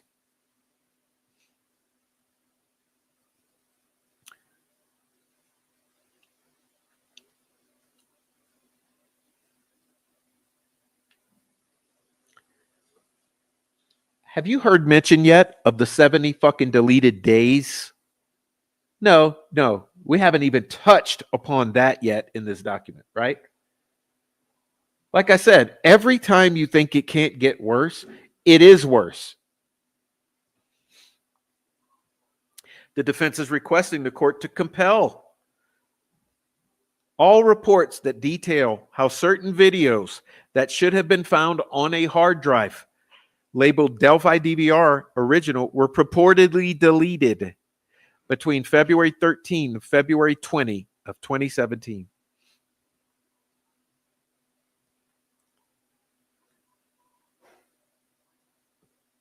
Including deleted videotaped interviews of Holder, Westfall, and who knows who else. What about Kelsey fucking German?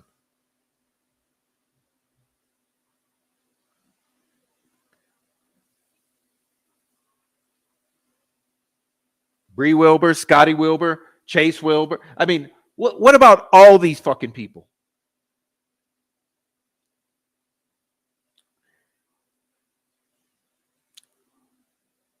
All reports that detail how certain audio is missing in certain videos found on a hard drive labeled Delphi DVR original, in which the video is present, but the audio is not. Oh, what a shame. What a fucking shame. I'm sure that's just a coincidence, too. The defense would further request all reports that detail why there is not audio, what efforts have been made to retrieve audio, and any attempts at recreating the audio by re-interviewing those seen but not heard.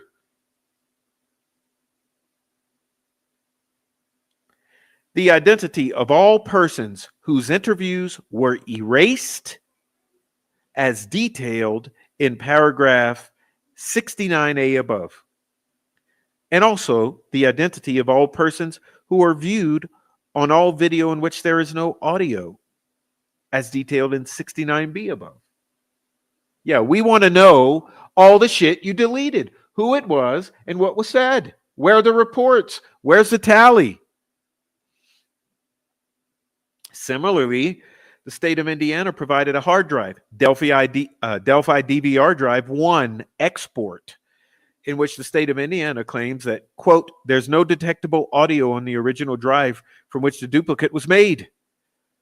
The defense requests the court to compel the state of Indiana to identify all persons viewed on this hard drive in which no audio is available, as well as a synopsis of what was said on the missing audio. On the hard drive Delphi DVR1 export, it appears that a sketch artist met with a lady and then sketched out an image of a male. The defense has never seen this sketch, nor has the prosecutor produced this sketch to the defense. Wow, it ain't that rich.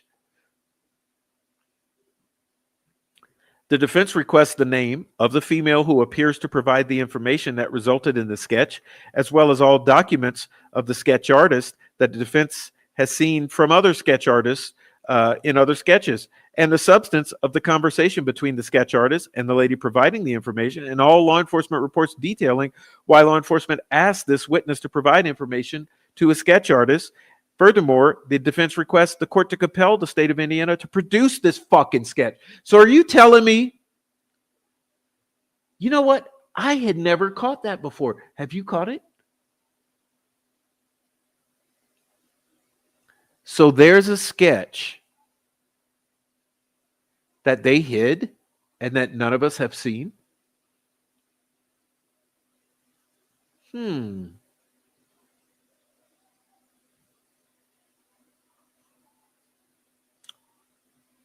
Who made the sketch? Who was the witness? Who's portrayed in that sketch? What does it show?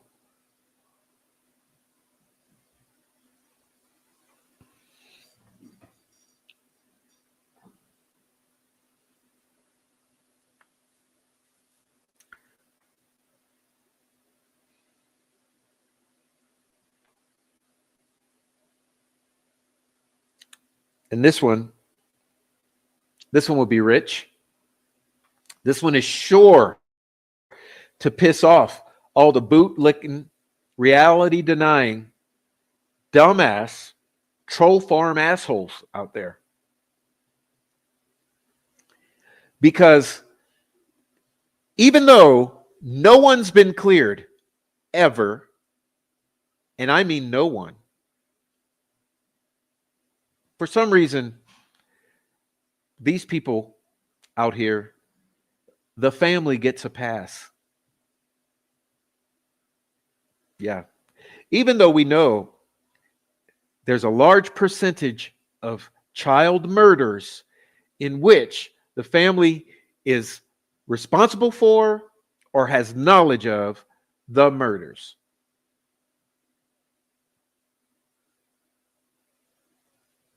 But in the Delphi fantasy world, the family is untouchable. How dare you question the family?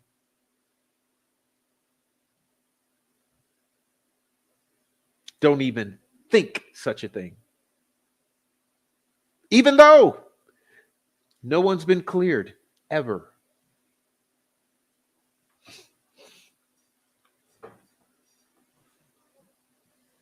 All of Derek German's law enforcement interviews,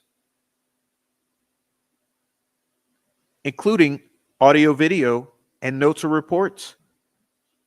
If never interviewed, defense would ask for confirmation. All of Kelsey German's phone dumps of all phones.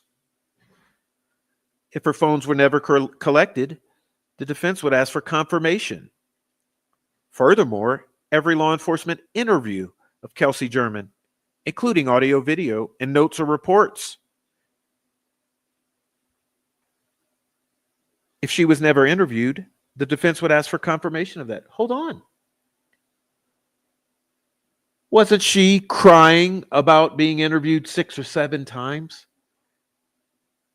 And people being mean to her and treating her like a criminal?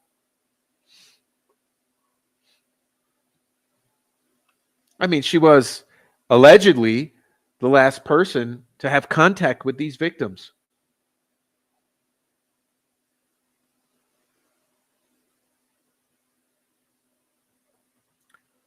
All of Cody Patty's phone dumps of all phones. If his phones were never collected, defense wants to know why. Furthermore, every law enforcement interview of Cody Patty, including audio, video, notes, and reports. If he was never interviewed, the defense would ask for confirmation.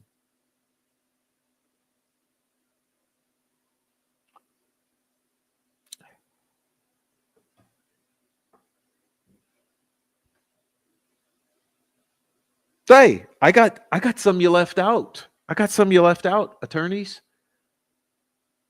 All of Mike Patty's phones and phone dumps. If his phones were never extracted, defense would like confirmation of that. All law enforcement interviews of Mike Patty. If he was never interviewed, the defense would ask for confirmation of that fact.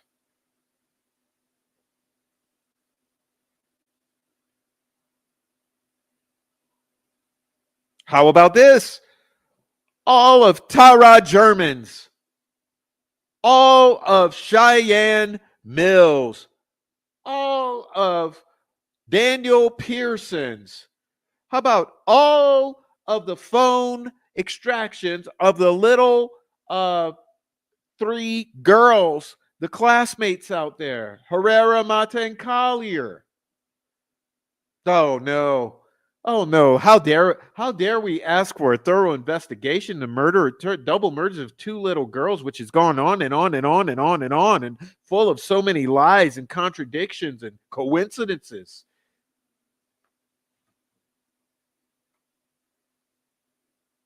And it gets worse. There are 2 images that apparently exist, but which the state of Indiana has not turned over. Those images can be found on the interfucking webs, and that's the only place they can be found. With at least one of these images seemingly adopted by law enforcement as being legitimate, as it has been utilized in various media appearances, including the 2019 press conference. You know, change of direction, gaslight. We are talking about the photo of Abby Williams walking on the bridge, purportedly taken around 2:07 p.m. on the 13th of February 2017 and attributable to being sent via Snapchat from Libby's phone. Oh, that's rich!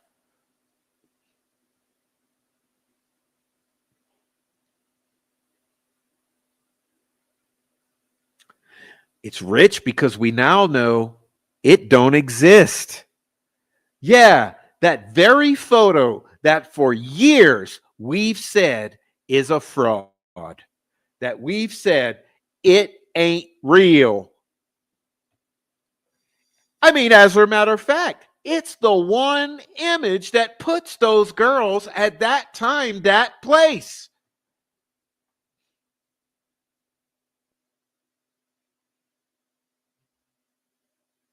And guess what, ladies and gentlemen? It still don't exist. It's a phantom. Quite a mystery, isn't it? Quite a mystery.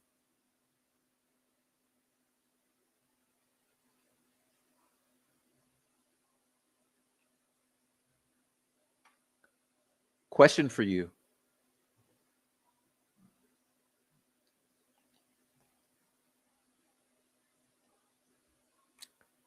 If that image is a fake, if it's a scam, if it's a fraud, if it's a bamboozle, then what does it mean for everyone tied into these murders?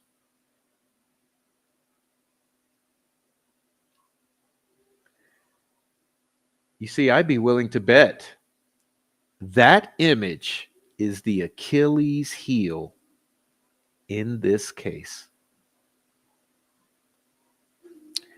If that image is a fraud, if that image is planted, if that image is a scam, if it's a setup, if it's collusion, then all of a sudden, everyone tied to that image has to be reevaluated. And that turns the entire thing inside out. And they know it, and you know it.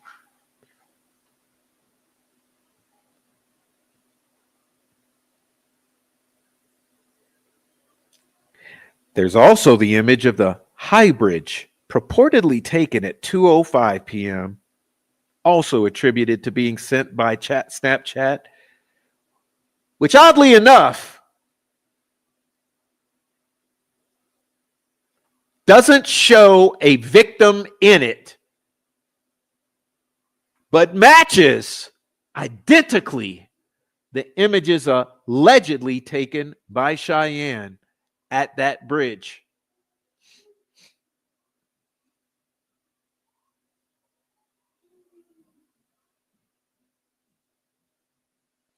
There's no question that the Abby on the bridge Snapchat is faked and is not on the victim's phone. That's no question.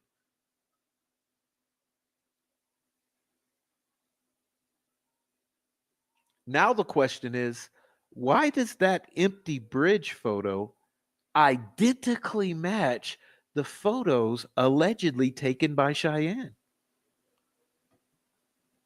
I'd like an answer to that.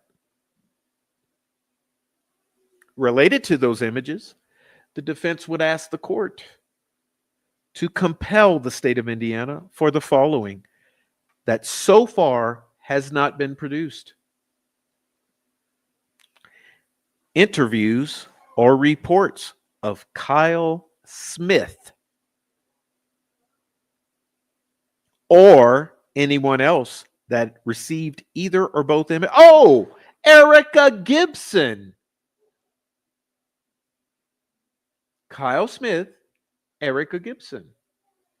Check. All reports, analysis, documentation detailing any information about the images.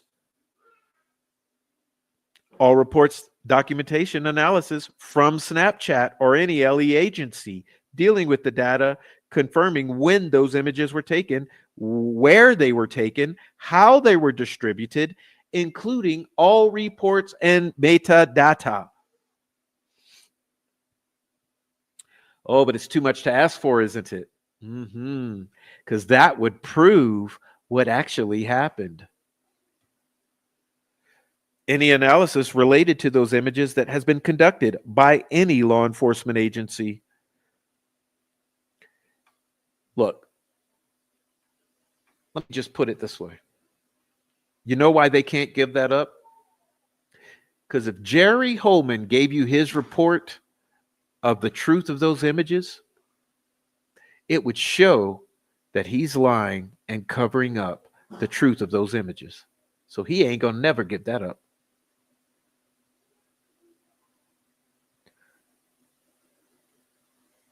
Therefore, you ain't got it.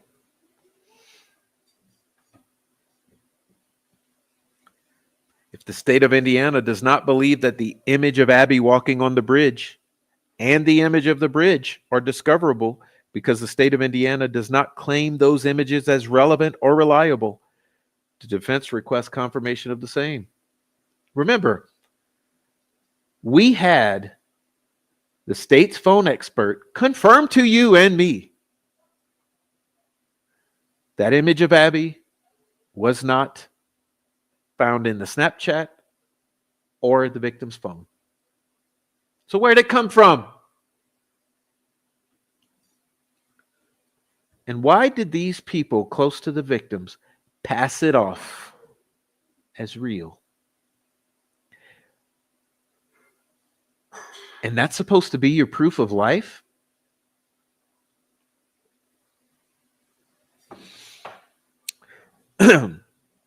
All reports and documents, including phone dumps from any phone or electronic device that was believed to possibly be a phone or electronic device of either victim used near the high bridge or in an area that was geofenced near the high bridge and was identified as a victim phone that is different than the phone found at the crime scene. Get your fucking minds right. That number J is important. That number J is saying another phone or device? You got another phone or device? Hand it over.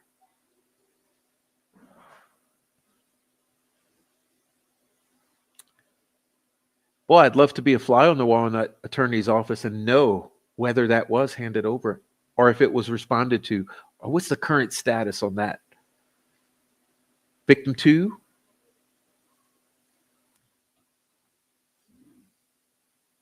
all emails between Professor Turco and anyone else,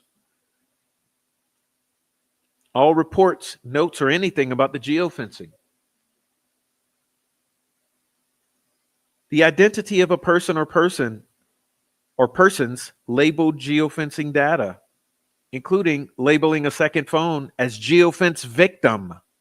That was a phone that was not the phone belonging to Liberty. What? Geofence victim from a phone that does not belong to Liberty. Whoa.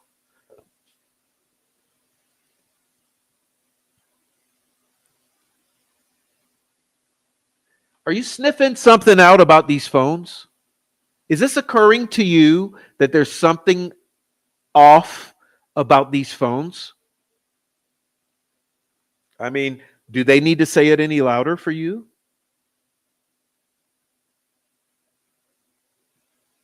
All interviews, reports, documents memorializing interviews of anyone whose phone was found through geofencing in and around the crime scene.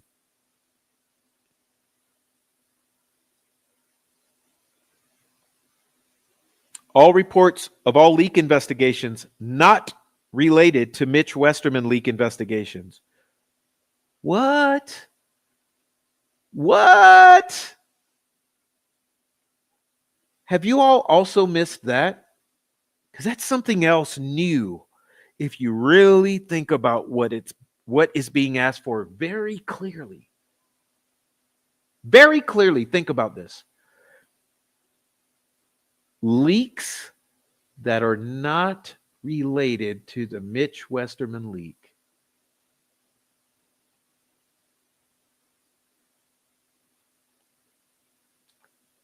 Do you think that these attorneys know something that we don't? Yeah, I would say so.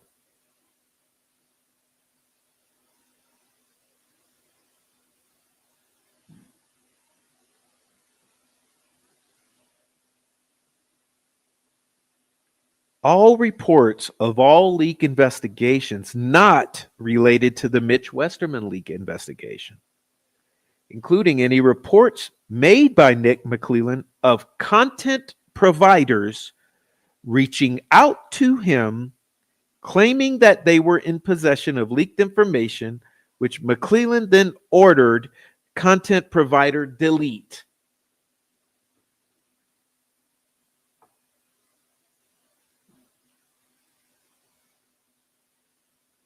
That's really thought-provoking, is it not?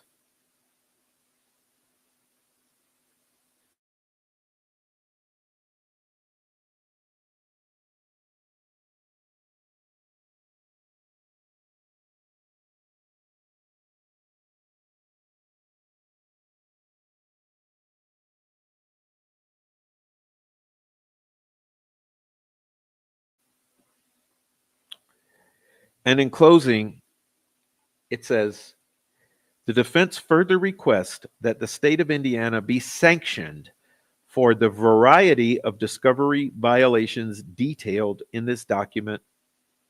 Specifically, the defense requests that should any violations result in the need for a continuance of the early trial in order to evaluate late discovered evidence, that the time be applied against the state of Indiana, not against Richard Allen. Now, let me ask you an honest question.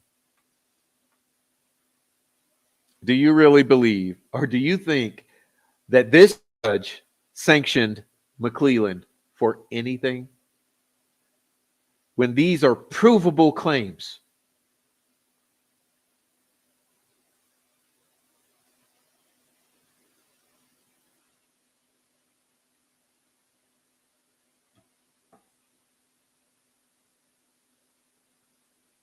It's something else, man. This is really something else. You can't make this shit up. Listen, if I wanted it to be this way, I could not have made all of this up. Like this, before this all started, I couldn't have imagined that it would be this bad. There's more, though. Check this one out.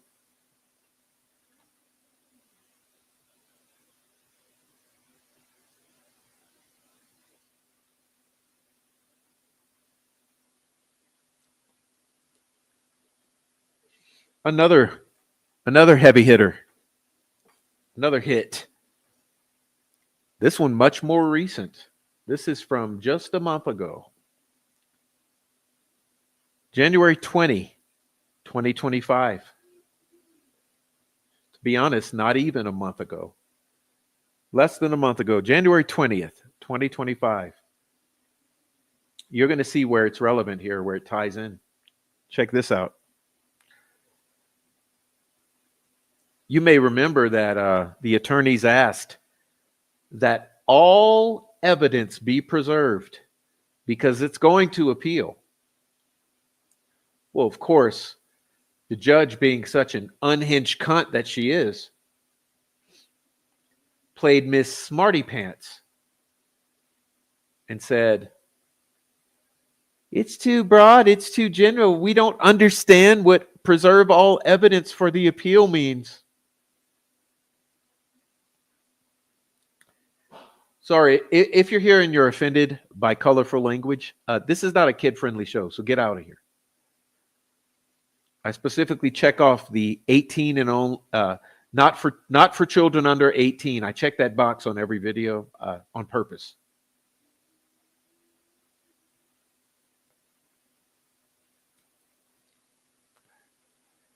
So this is begging the state of Indiana or the court or the prosecutor or the law enforcement or all these people to preserve evidence, specifically these particular pieces.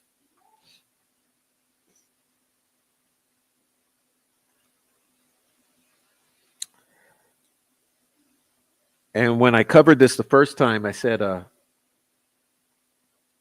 put your listening ears on and take notes. All physical evidence taken from the crime scene or near the crime scene. That word all means something, right? But they give us a little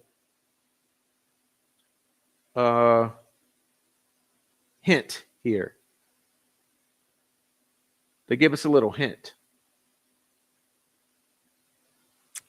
including any belts. Stop. What does that tell you immediately? I'll tell you what it means. We got a belt involved. Tell you what it means immediately. We got a belt involved. Okay? You come here because you want something. We got a belt involved. Cigarette butts. Okay, clearly we have cigarette butts involved. That's nothing new. We've pretty much always known that, right? We've always known that. But here's another one you may or may not know. You may or may not know this one. Any electronic items, whether or not they were working. Here's another gimme. We got some more electronics involved that are not Libby's phone. Yep. I said it. So what can we take away from this? There's a belt. There's a device or two. And obviously, there's a cigarette butt. We've always known that.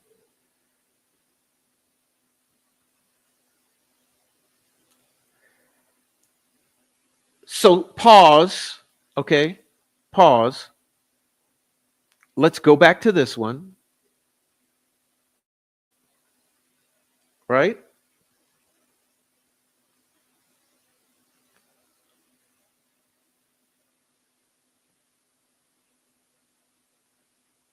J, read number J.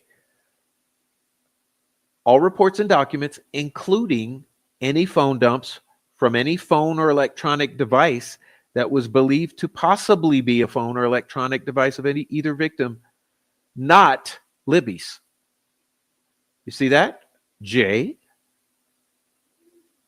They're begging for any phone or device, report, extraction. Okay? They're looking at number M, geofence victim that was a phone not belonging to Libby. Okay? You get it? Okay, that's a device that's not the phone that Libby is in possession of. It's some other device. That's J. And M is in the geofence victim. And here, number 1, any electronic device, whether or not working. So possibly we're talking about a device that's inoperable. Maybe it's received water damage.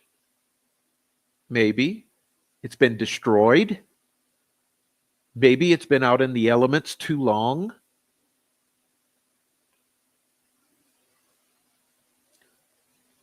I'm trying to put this little seed in your head. Plant this seed. Another device or two.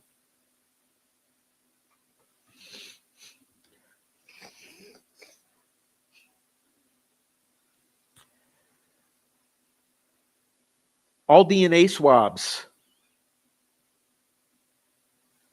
All DNA swabs. And what I found interesting about this number 2 here,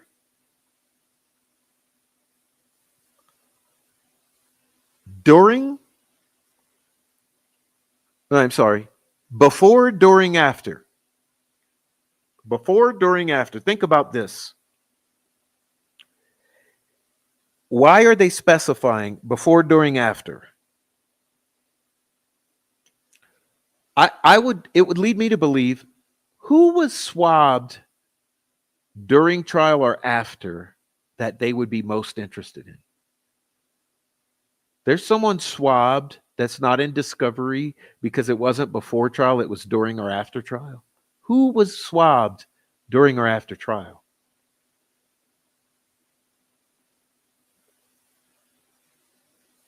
Another one, number 3, all forensic evidence before, during, after. Okay. Who was who who do we have forensics for obtained during or after trial?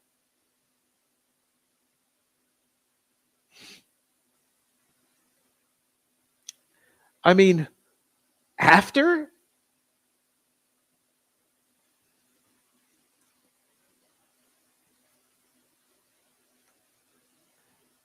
Now this one number 4 is rich here. This is rich because remember there's a controversy. Let me pause. How would I put this most easily understandable?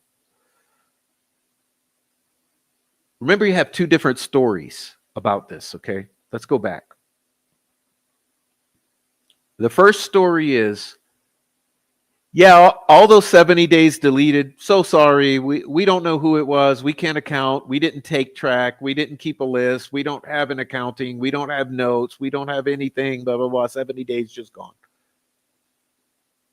That's one story. And then now, in the past couple months, the story's changed. Oh yeah, we've provided an accounting of what was deleted. So which is it? But that's what's being asked for here. Number 4, any and all reports or lists that identify anyone whose interviews were erased while in possession of law enforcement or the state of Indiana.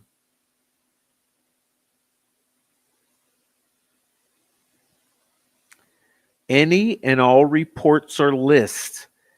That sounds to me like this. Nothing was ever handed over accounting for what was deleted. But someone went and ran their mouths on a podcast saying that, no, there is an accounting for what was deleted. So now the defense is saying, we want that list. I mean, why did we not have that to begin with? Because you lied and you said, we don't have an accounting. So what's right? What was produced in the early stages of this action against Richard Allen, or what was said on a fucking podcast after trial?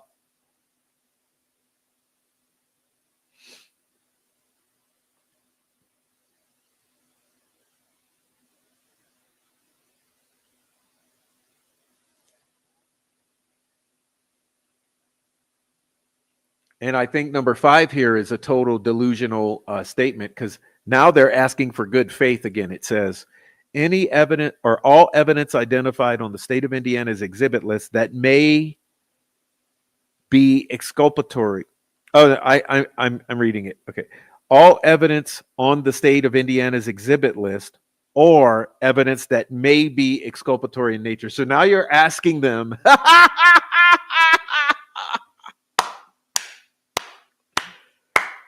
Are you seriously asking them to determine what may be exculpatory in nature and to preserve it? Are you fucking kidding?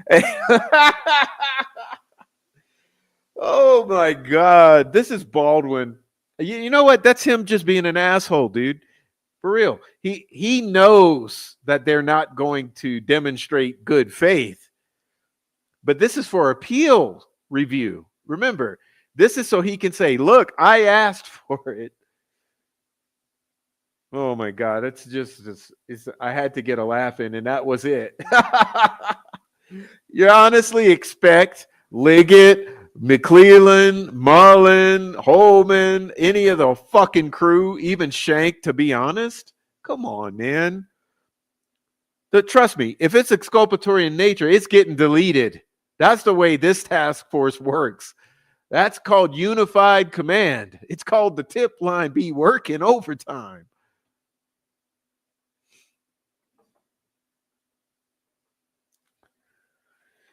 Whew, what a ride. What a ride, man. And then it says the same old shit. Blah, blah, blah, blah, blah, blah, blah, blah, blah. You know, not exhaustive, just specific items that you've asked that we request. But, you know, we already said preserve everything that's pertinent. But, you know, since you don't understand those words because your name is Judge Gall, we'll just say In particular, you better not delete this shit, these things.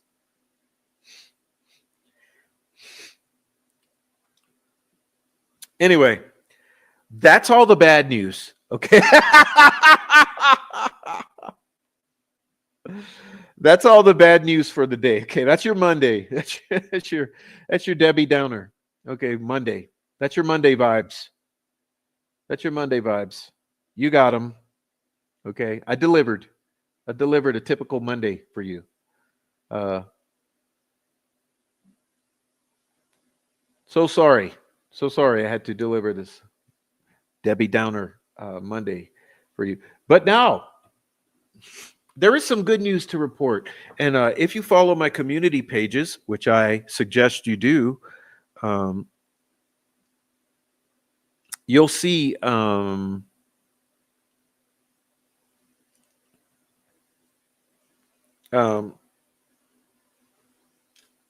you'll see that these are on my community pages, and I highly recommend all of you guys, okay, if you're new here especially, please subscribe to both channels and check out both community pages, because although the content's kind of similar, the community pages are all different. I never post the same thing on both. So if you're interested in docs and all this shit, go down both community pages all the way, and there's a lot. But I'm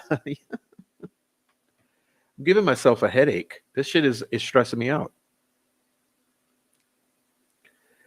But seriously, this. Okay. Look, our Fed's been doing good work this past couple months, okay? This is the good news. This is the good news. The Fed's been I don't know, they're pulling all those stops. I only assume it's going to get better, okay? I assume it's going to be getting better. But check this out. Okay? This is such good shit. Such good shit for you and for the world and for the kids. This is good for the kids. And trust me, this all ties in. It's big news. Okay, this for me, this is big news. Give myself a damn headache. 4 members of online neo-Nazi group that exploited minors charged with producing CSAM.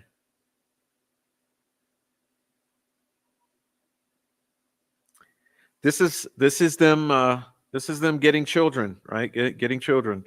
2 men were arrested today on charges of participating in a neo-Nazi child exploitation enterprise. Whoa! Sounds familiar, right? Delphi murders. What happened to Delphi? Oh, I don't know. It's just maybe I don't know. Yeah, neo-Nazis, Norse pagan, Odinist. I don't know. Correctional officers. I don't know. Attempted kidnapping, murder of children, Dropbox, Kagan Klein. Huge, bro. Huge. These 2 men coerced minors to produce CSAM and images of self-harm. The group allegedly victimized at least 16 minors around the world, including 2 in Southern California. We'll stop there. At least 16 kids, at least, possibly more. And did they say just in California? No. Around the world, and what you're going to soon be realizing is the perpetrators and the victims are global.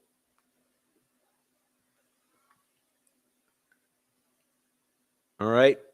These 2 douchebags were arrested pursuant to a grand jury indictment that charges them with 1 count of engaging in child exploitation enterprise. They're expected to make their initial appearances. And this was the other day, but in New Jersey and Hawaii. Indictment also charges 2 others who are already in custody.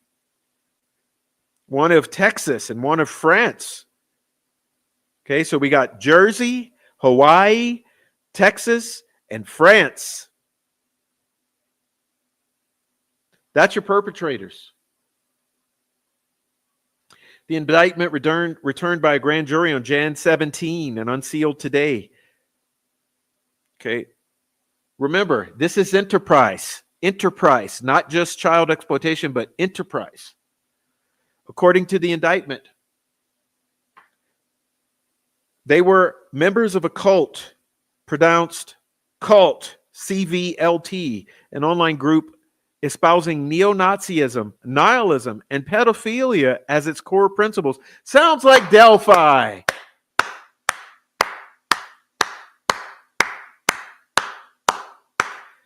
Sounds like Delphi, no? Members of this international enterprise. Sounds like RICO. Engaged in online CSAM, trafficking, child exploitation offenses. Okay, this enterprise ran online servers controlling memberships globally. These members worked collectively to entice and coerce children to self-produce CSAM on their own platform, where they groomed children for the eventual production of CSAM through various means of degradation, including exposing victims to extremist, violent content. CVLT specifically targeted vulnerable victims, including ones suffering health challenges or a history of sex abuse.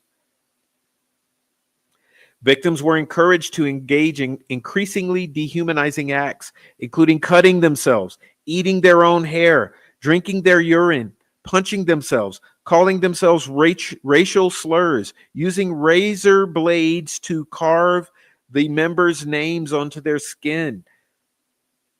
It escalated to pressuring the victims to unalive themselves on live streams. When the victims hesitated or resisted or threatened to tell, the members would threaten to distribute the already obtained compromising CSAM to the families and friends of the victims. This group of individuals would sometimes carry through on the threats to expose the CSAM to family members.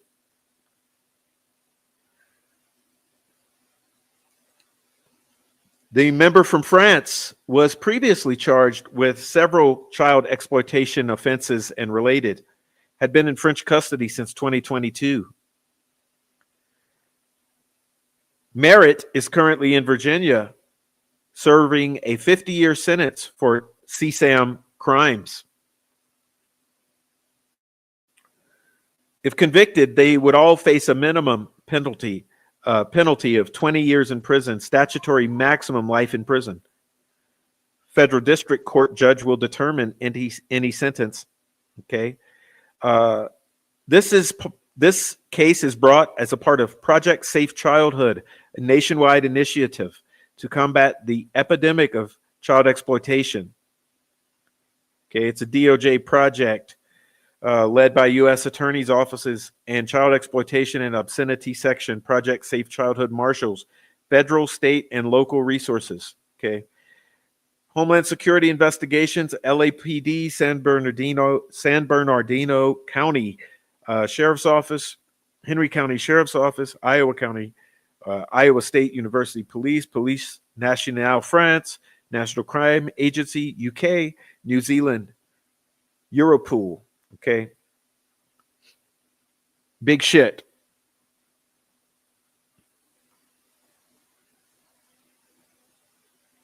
Let me go further. I want you to see this one. Member of Violent 764 terror network sentenced to 30 years prison for sexually exploiting a child. Okay. This guy in Michigan sentenced to 30 years. Okay. Pled guilty. All right. For his role in creating 764's online network that coerced children into recording themselves engaging in self-harm, sexually explicit acts, and violence. Okay. The defendant orchestrated a community to target children through online gaming sites and used extortion and male to force his minor victims to record themselves committing acts of self-harm and violence. If you prey on children, you can't hide behind a keyboard, says Christopher Wray. We will hold you accountable. This case represents a new and depraved threat against our kids and communities, violent online extremists who manipulate their minor victims to commit self-harm and create sexually explicit images. Okay, now keep in mind, this is a whole other group. Densmore is a member of 764, a network of violent extremists who seek to normalize the production, sharing, and possession of child CSAM and gore material. Sound like Delphi yet? To desensitize and corrupt youth toward future acts of violence. Remember, they're also white supremacists. Members of 764 gain notoriety by systemically targeting, grooming, and extorting victims through online social media platforms.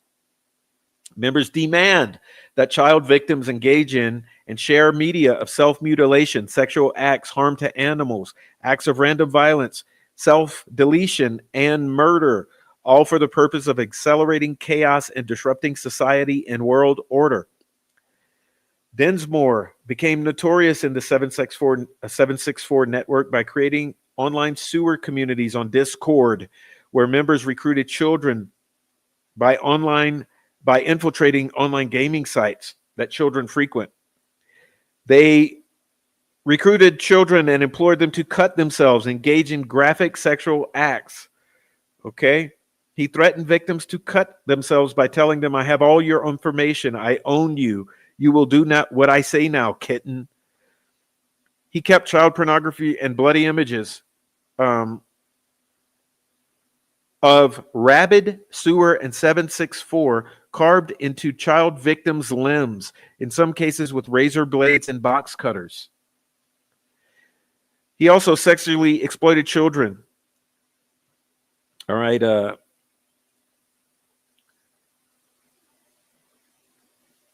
So it goes on and blah, blah, blah. I'm going to skip some of that. But the Justice Department and FBI reminds parents and caregivers of children to understand and monitor their children's online activities. They should look for unexpected packages, as members of these abuse and extortion networks are known to send children razor blades, sexual devices, gifts, and other materials to use in creating online content. The FBI further advised the public take a number of precautionary steps, including look for fresh cuts, bruises, wounds, and scars. Look for sudden behavior and appearance changes. Be attentive to children wearing long sleeves or pants in unusual circumstances, which would hide the wounds that they are self-inflicting. Monitor your children's online activity. Discuss the risk of sharing private information and content. Run frequent online searches of family and children's information to help identify and prevent the spread of personal information. All right? Which means you need to watch what your kids are doing online. It's bad. Okay? Check this one out. 22 defendants charged with federal crimes. This is January fucking 16th, y'all. Just the other day. 22 defendants involving child sex abuse materials since October 2023 in southern Arizona. The U.S. Attorney's Office, with support from law enforcement partners from the FBI and Homeland Security in southern Arizona, charged 22 offenders with CSAM crimes in southern Arizona. The crimes include sexual exploitation of minors by way of production, distribution, transportation, and possession of child pornography, which is defined by federal statute as depicting any minor engaging in sexually explicit conduct. It's a felony, each one. U.S. versus David Garmarnik. David Garmarnik was indicted on November 20th, 2024 on 20 counts of attempted production of child CSAM. 20 accounts of attempted enticement and coercion of a minor, 5 counts of receipt of child pornography. The complaint alleged that in July 2024, Ellie identified that he was using Skype to conduct live streaming shows of CSAM being committed in the Philippines. Remember, I said it's global. It's worldwide. It's worldwide. All right. He was indicted on Nathan Hent was indicted on October 2nd, 2024, on one count of production of child CSAM and one count distribution. He reached out in August 2024 to an HSI special agent posing undercover as a mother looking to exploit her child. Okay. Baron Martin, 20-year-old of Tucson, arrested by agents from FBI for production of CSAM and cyber stalking offenses carried out as part of his participation in online groups associated with domestic terror networks known as 764 and CVLT. Oh, yeah, he's rich, right? And then there's your Eric Levon Williams and Corey Williams, husband and wife of Pima, Arizona, identified by HSI Douglas in April 2022 after receiving cyber tips from the National Center for Missing and Exploited Children about explicit images being uploaded. Eric Williams was sentenced to 97 months for distribution of CSAM, followed by lifetime supervised release.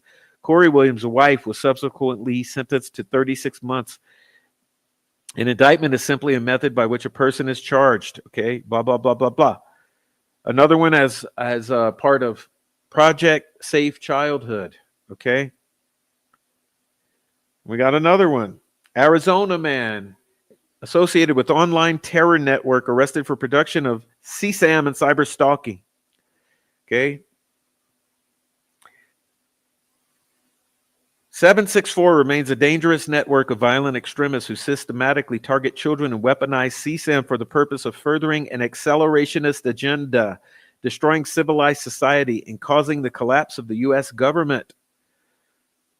The Department of Justice is fully committed to stopping 764's acts of terrorism and disrupting the network.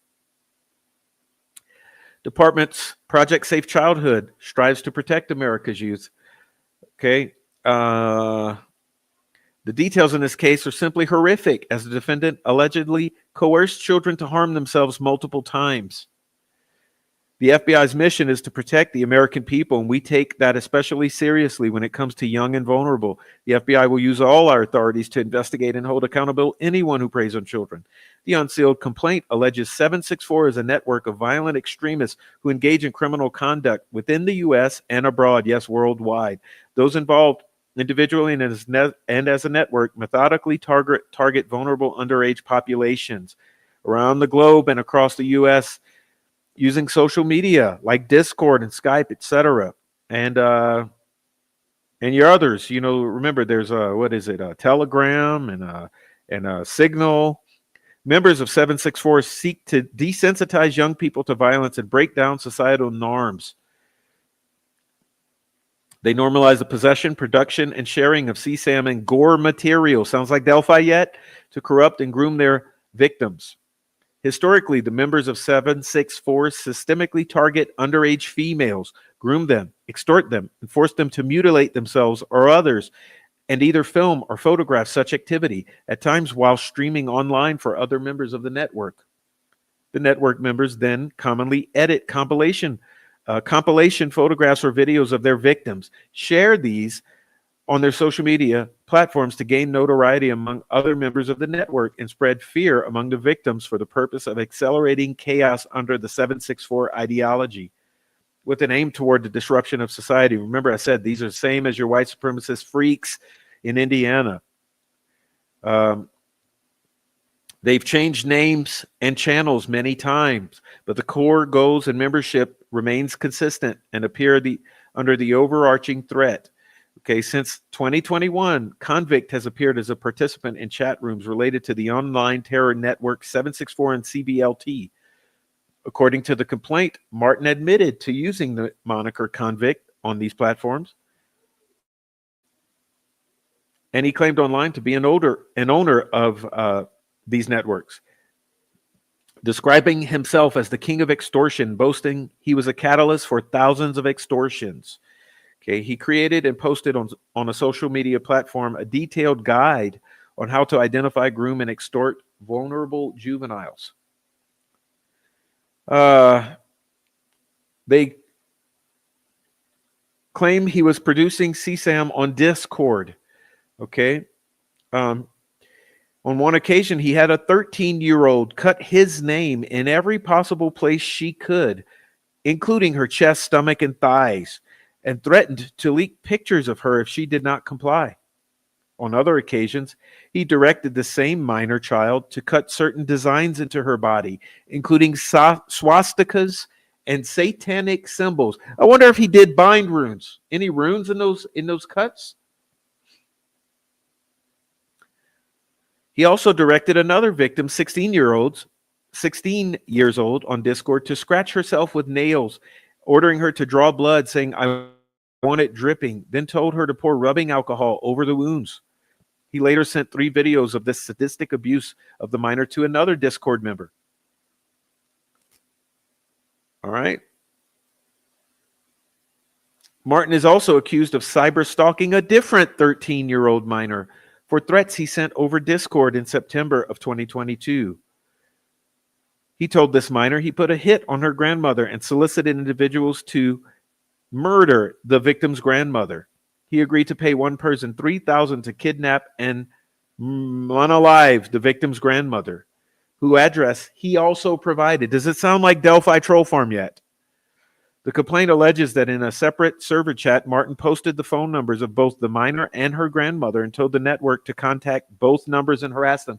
Does it sound like Delphi cyber stalking troll farm harassment yet? One day you'll pick up what I'm putting down, and I hope it's not too late. If convicted, he faces a penalty of 30 years for producing CSAM, penalty up to 10 years for cyber stalking.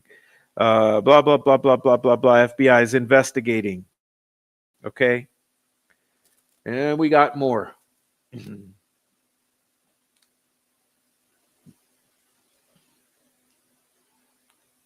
Cracked and nulled marketplaces disrupted in international cyber operation, January 30th.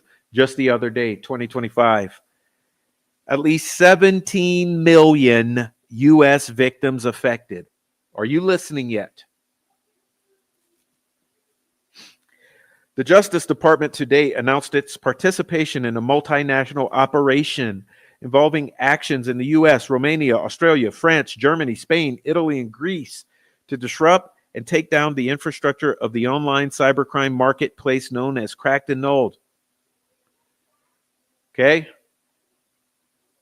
Please understand what I am showing you.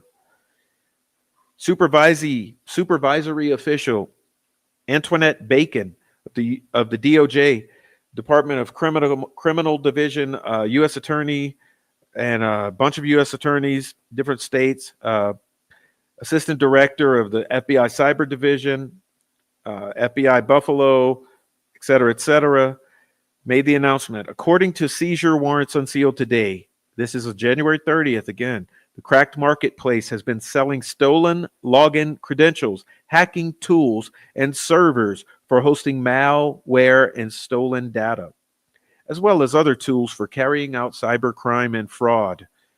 Cracked had over 4 million users. Look, the 4 million are the users stealing your shit. Listed over 28 million posts advertising cybercrime tools and stolen information, generated approximately 4 million in revenue, impacting at least 17 million victims in the US. One product advertised offered access to billions of leaked websites, allowing users to search for stolen login credentials. Okay. It was allegedly used to extort and harass a woman in New York. Specifically, a cyber criminal entered the victim's username into the tool, obtained the victim's credentials for an online account. Using the victim's credentials, the subject then cyber stalked the victim and sent sexually demeaning and threatening messages to the victim. The seizure of these marketplaces is intended to disrupt this type of cyber terrorism. Okay. Let's see. Going to skip ahead to nulled down at the bottom.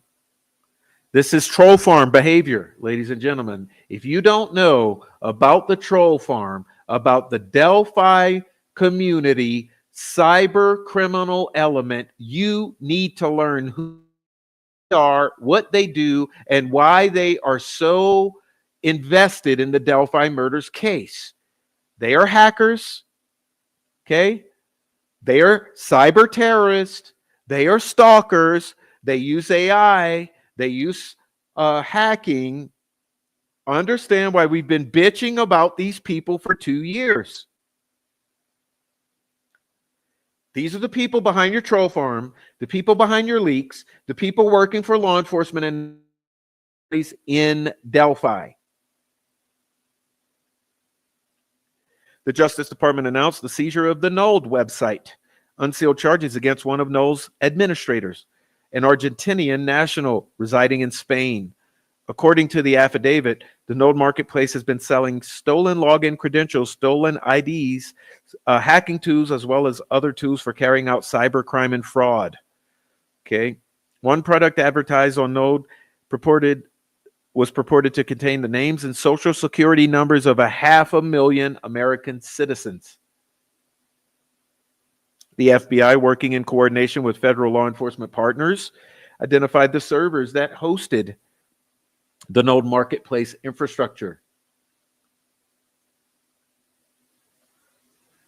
and the domain used to operate it. The servers and domain have been seized pursuant to domestic and international legal processes. Okay, according to the complaint, this individual was an active administrator of the Node platform and performed escrow functions on the website. They would use stolen credentials and other personal information, and he's been charged with the conspiracy to traffic in passwords and similar information through which computers may be accessed, and conspiracy to solicit another person for the purpose of offering access device or selling information regarding these devices, and conspiracy to possess, transfer, or use a means of identification of another person with intent to commit or aid or abet in connection with unlawful activity in violation of federal law. That's right, federal crimes here, federal crimes.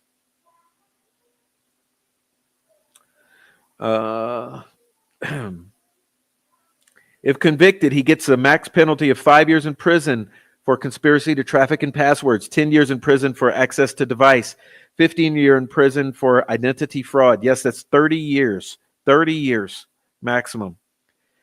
Going to continue on the troll farm front here. Justice Department announces seizure of cybercrime websites selling hacking tools of transnational organized crime groups. Another one from January 30th, 2025, troll farm. DOJ announced today the coordinated seizure of 39 domains and their associated servers in an international disruption of a Pakistan-based network of online marketplaces selling hacking and fraud-enabling tools. Okay. There you go. Whoops. There you go. The Siam Raza run websites operated as marketplaces that advertised and facilitated the sale of tools such as phishing kits, scam pages, and email extractors, often used to build and maintain fraud operations. Not only did he make these tools widely available on the open internet, it also trained users how to use the tools against victims by linking to instructional YouTube videos on how to execute schemes using these malicious programs, making them accessible to criminal actors that lacked these technical criminal expertise skills. The group also advertised that these tools were fully undetectable by anti-spam software. The transnational organized crime groups and other cybercrime actors who purchased these tools, listen, that phrase is especially important. Transnational organized crime groups and other cybercrime actors purchase these tools, primarily to use them to facilitate business email compromise schemes wherein the cybercrime actors tricked victim companies into making payments to a third party. Listen, Troll Farm, when it comes to the Flora Fire fundraising pathways, take heed. When it comes to hacking our emails and phones, take heed. Crimes have been committed.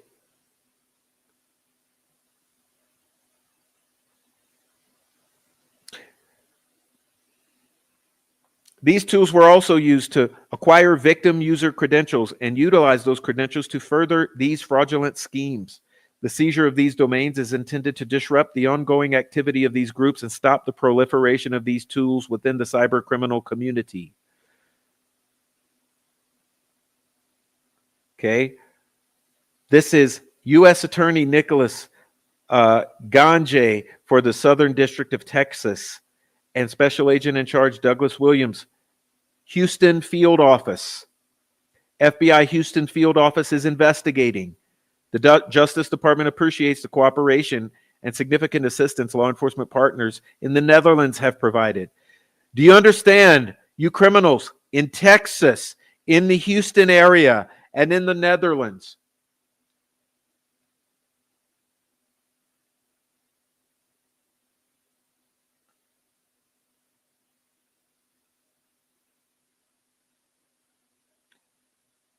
Now would be the time to stop your shit. You see, what's flown for years ain't gonna fly much longer. And as you like to say, the internet is forever. The crimes you have committed have already been committed. Let's not commit any more. Delphi 764 CVLT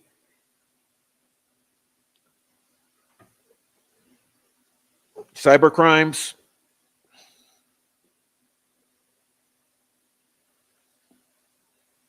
Those are all the pieces of good news I had for you today.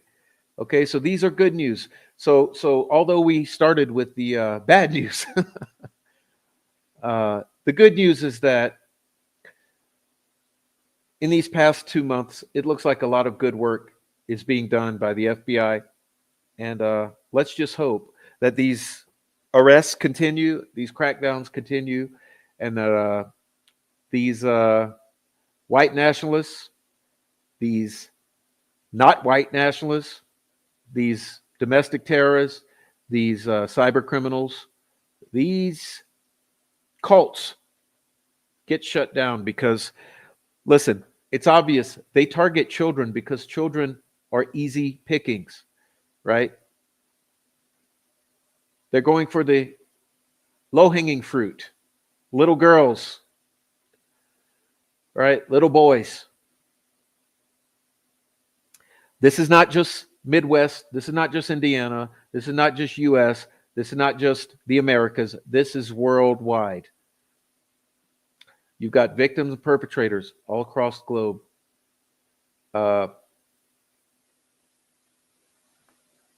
I have a feeling we're going to be seeing a lot more of this, and this is good news. Understand that it's so much worse than you could imagine. So, you see, typically criminals had operated in the shadows, in alleys, under the cover of night, right? In the cover of night and under the cover of darkness. Your cat burglars and such. But you've got to understand that in the modern age, criminals have moved onto the online world because, as I've said before, the internet makes everything easy. For instance, pay my rent, pay my bills, order my groceries, make doctor's appointments, buy shit, talk to people. The internet makes things easy. So, of course, these criminals have moved onto the internet because everyone has moved onto the internet to make things easier.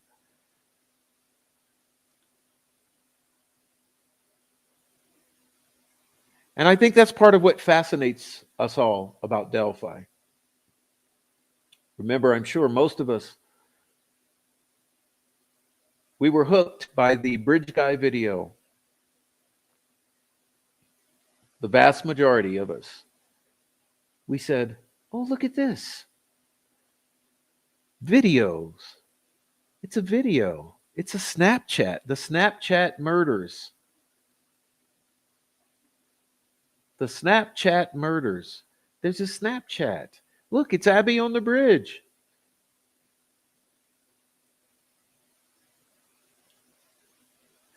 As I've said, this has always been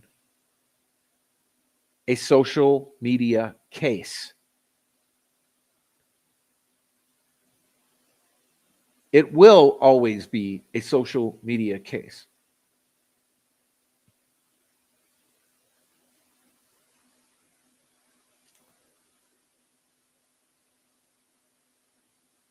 I've also said I believe this crime was solved in the early days in open source intelligence. It's a social media case and always has been.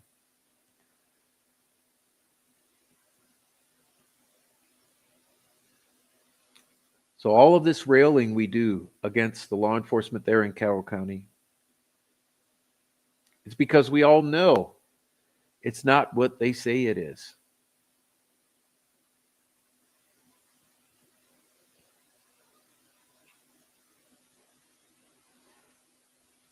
Why do they pretend to believe it?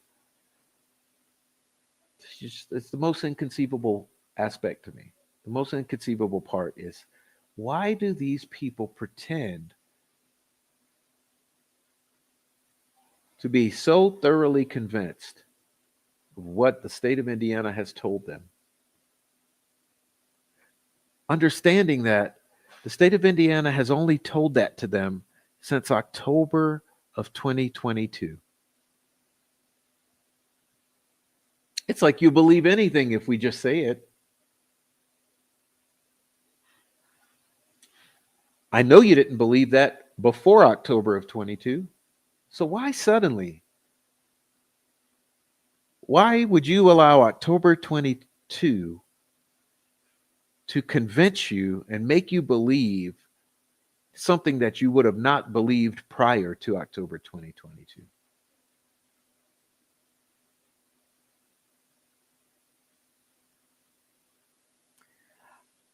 It's just inconceivable to me. but uh, but let's be real here. Everyone's got something to gain or something to lose. Who pretends that they could believe something so unconvincing? Remember, the jury has an excuse.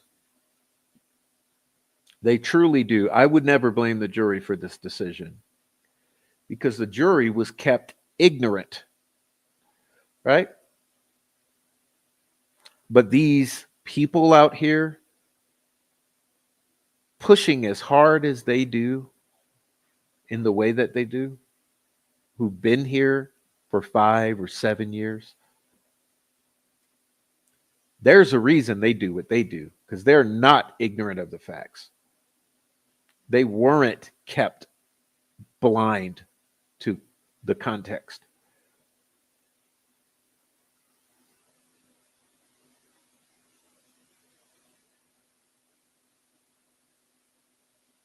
They're part of the PR team.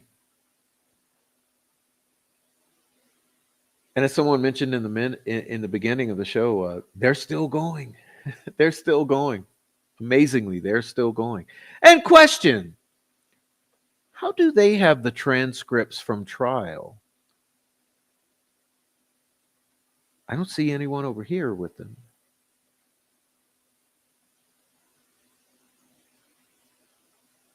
Why did they always have the inside scoop?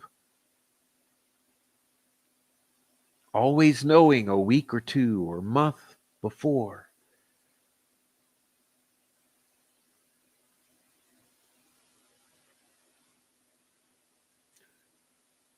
Well, I've got friends in high places. Remember what Amber Holder said about Pat Westfall? Because I think it sums it up just beautifully. Let me get that for you.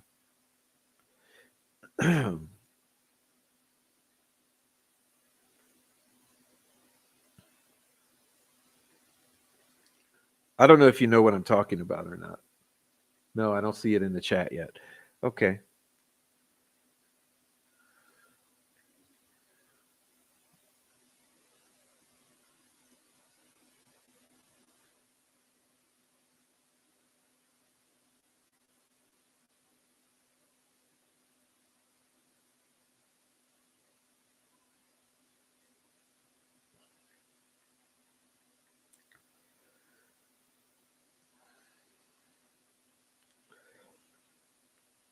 Further, Unified Command was aware that Brad Holder had told Amber, quote, I can only protect you so much if you keep asking questions. Close quotation. Brad Holder further told his ex-wife Amber that Patrick Westfall, quote, had many people backing him up and that Westfall had powerful friends.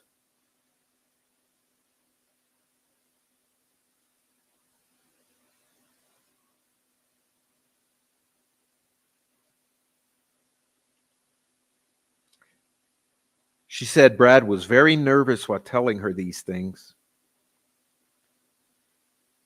and was whispering like he was fearful someone else would hear him. She said that throughout the conversation, Brad was constantly telling her to stay away from Westfall.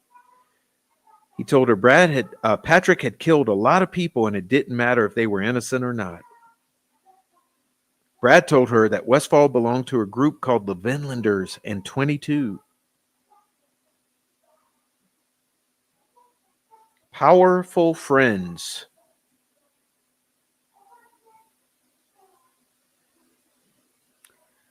And then number 4 on page 99, it says, furthermore, as referenced in the Odin report, Brad Holder told Amber Holder that Patrick Westfall is dangerous and has powerful friends that will protect him and that she needs to back off or Brad will not be able to protect her. Now, powerful friends. Sounds like Delphi. Sounds like Troll Farm. Sounds like killers. Sounds like prosecutor. Sounds like law enforcement. Sounds like Doug Carter.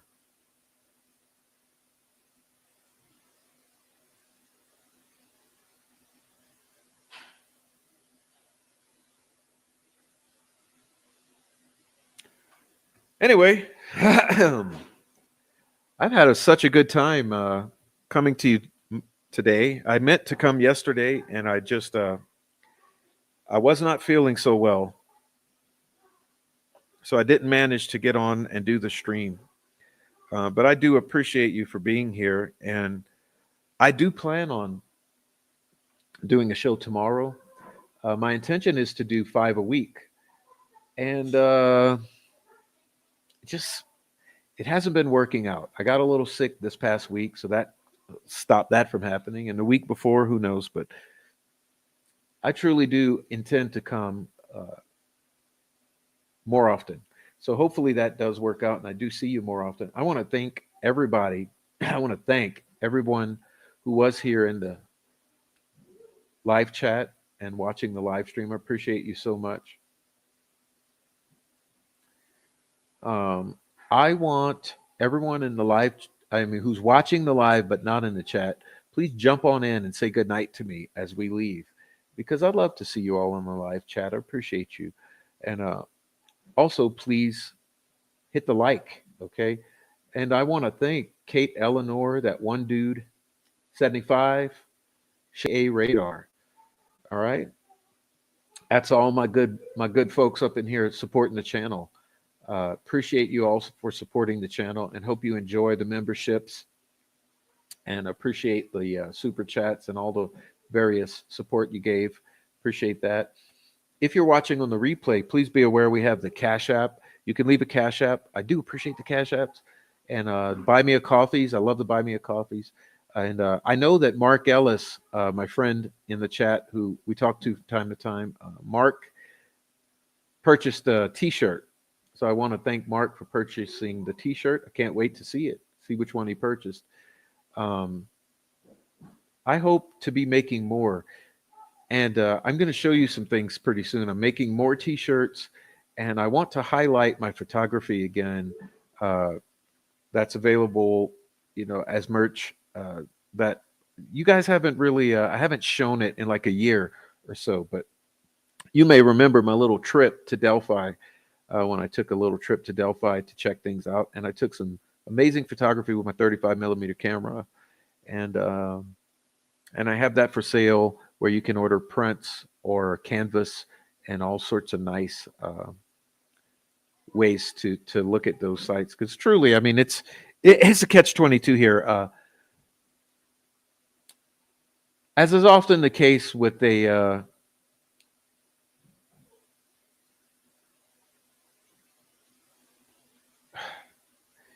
hate to say it, it's sort of a contradiction. Delphi is beautiful externally. It's the inside that has the rot, right? The inside has the rot. Um, but it could be a beautiful place. And there are some beautiful photographs that I took, and it is a beautiful place. But it's just unfortunate that it's suffering from such a infestation of controversy, collusion, ugliness, and all the things that go with that. All the things we consistently talk about. None of us have liked to see what has happened. Anyway, I know this.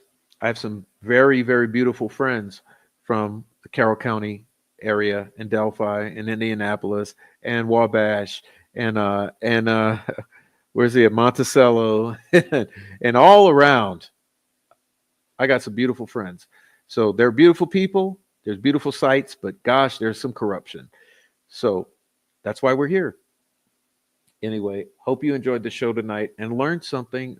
And especially if you're new here, like I said in the introduction, my goal is for those of you new to the case to have some context. And hopefully we gave you a little context here and appreciate that. Anyway, until we see you again, good night. Enjoy your kids, your wife, your loved ones, your husbands. Try to make the best of each day. I sure do appreciate you.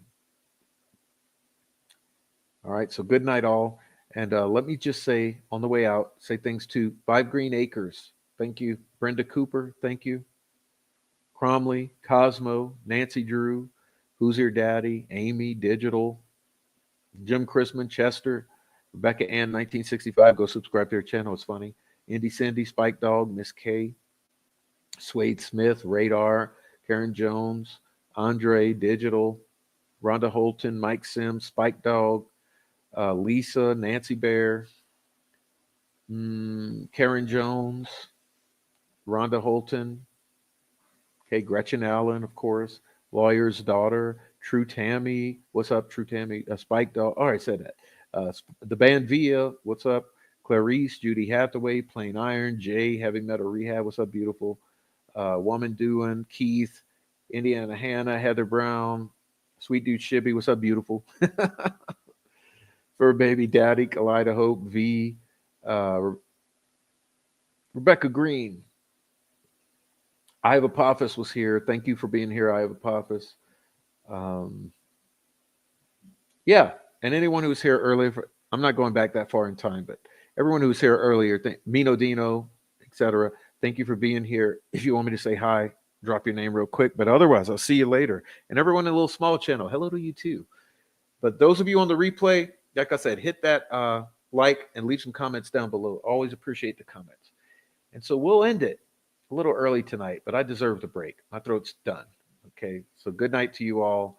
And yeah, subscribe to both channels. Check out the community pages. Hopefully you love them. There's a lot of information. Trust me.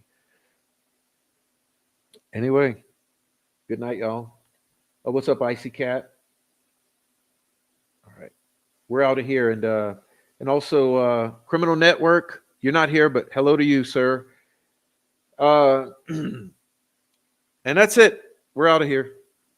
Peace out. Good night off. Good night all. I mean.